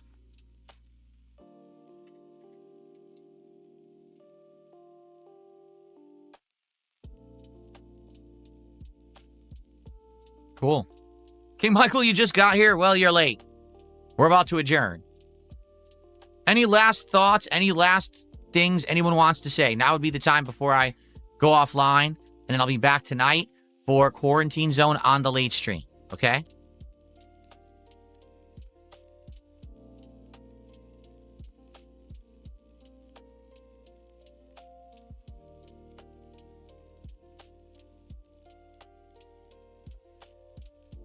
GeForce Now is a streaming service via cloud, and it has the demo.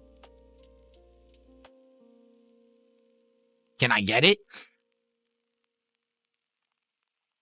Oh, that man says, I think it's not really a demo. It's gameplay footage to show what NVIDIA can do. So if you have GeForce Now, it'll show gameplay on your computer, but it's not playable. It's just like a tech demo.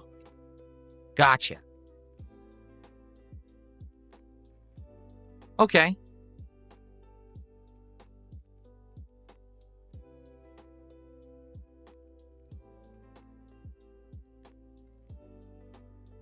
What is this music? This is my favorite song playing right now.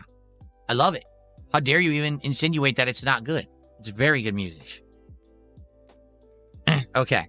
All right, everyone. So I'm going to get out. First of all, anyone who was here for the whole stream, thank you. That's a big 4.5 hours that I just did. Very curious about everyone's thoughts about the DSP morning show being its own thing, about what I just did with that live react. Did you like it? Did you not? Please share your thoughts. Leave comments, like this stream as an archived video if you enjoy it. I want feedback. If it's never do this again, thank you. If it's I love this, do it every day, thank you. If it's anywhere in between, thank you. Literally all feedback is appreciated. I would love to hear everyone's thoughts on this topic. Okay? Fair enough. And don't worry, I'm not becoming a drama creator. It's just something to do, a one-off, and let's gauge it and let's see how it did. Okay? Cool. All right, everyone, thank you so much. I will see you tonight for Quarantine Zone on the late stream. All right? Peace out, everybody. And for those watching on demand, I hope you enjoyed. Thanks for watching.